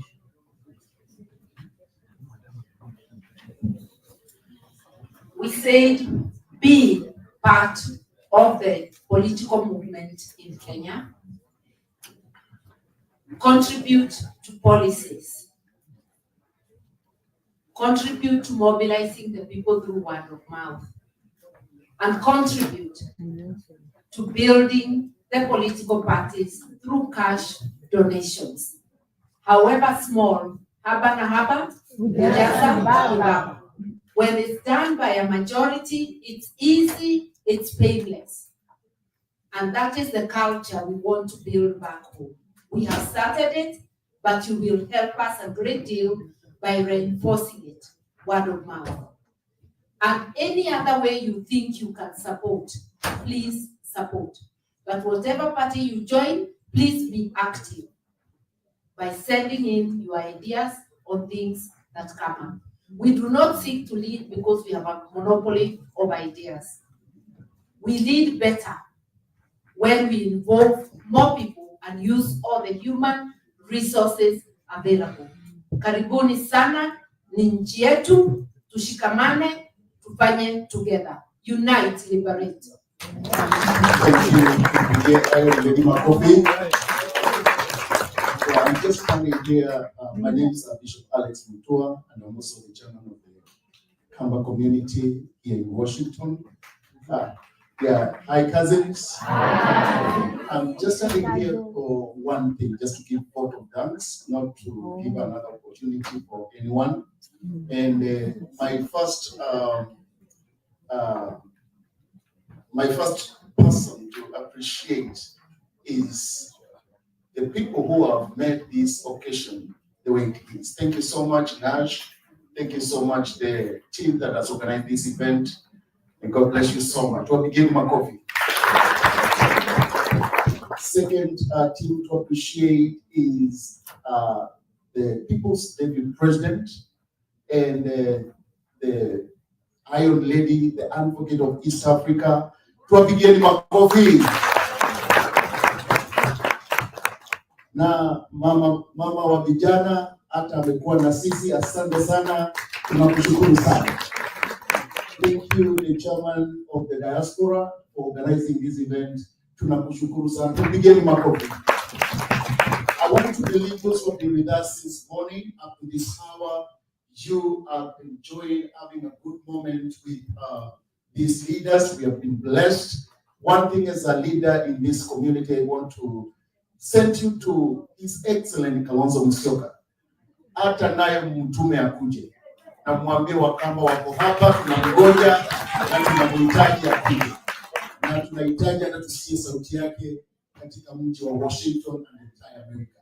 Asanteni sana, tusimame zote kwa maombi. Allow me as before we pray to tell you, I didn't give you any address. PLP Kenya as one name.com. You can get more about us from there or marthakarua.org. plpkenya.com or marthakarua.org. Tufunge macho yetu tuweze kuomba. Our Father in the heaven, we come before your presence with gratitude and honor to you. We thank you because this morning we have been meeting our leaders and your grace has been sufficient. We bless you, Lord, and we honor you. Thank you, Lord, for all the discussions that we had since morning, even up to this hour. Lord, we pray that you are going to make them come true for the glory and honor of your name. We remember our country, Kenya, even at this moment when situations are not well. That Lord, we are going home with hope. From the leaders who have spoken to us, they have built hope in us that things are going to be well. We pray that we fought together as a united country, Lord, as we approach these matters and as we discuss them and as we plan even to vote, that Lord, you're going to intervene in the situations the way they are. We thank you and we bless your holy name. We pray for our leaders as they continue to engage other communities in this country, that Lord, they will have safe journey.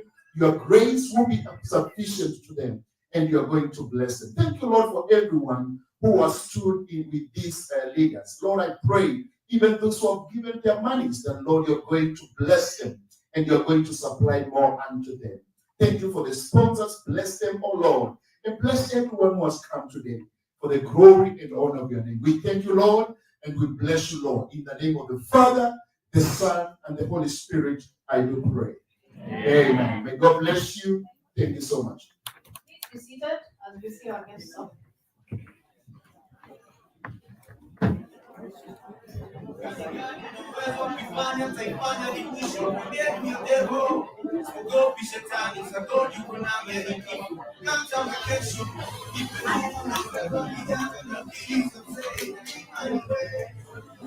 Kesho.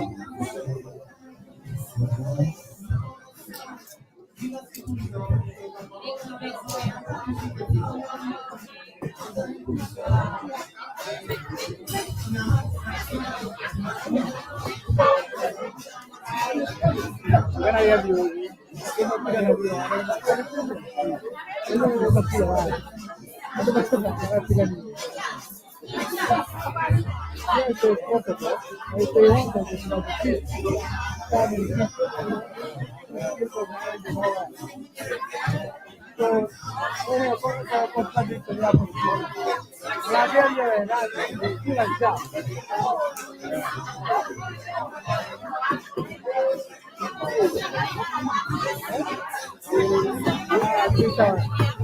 okay.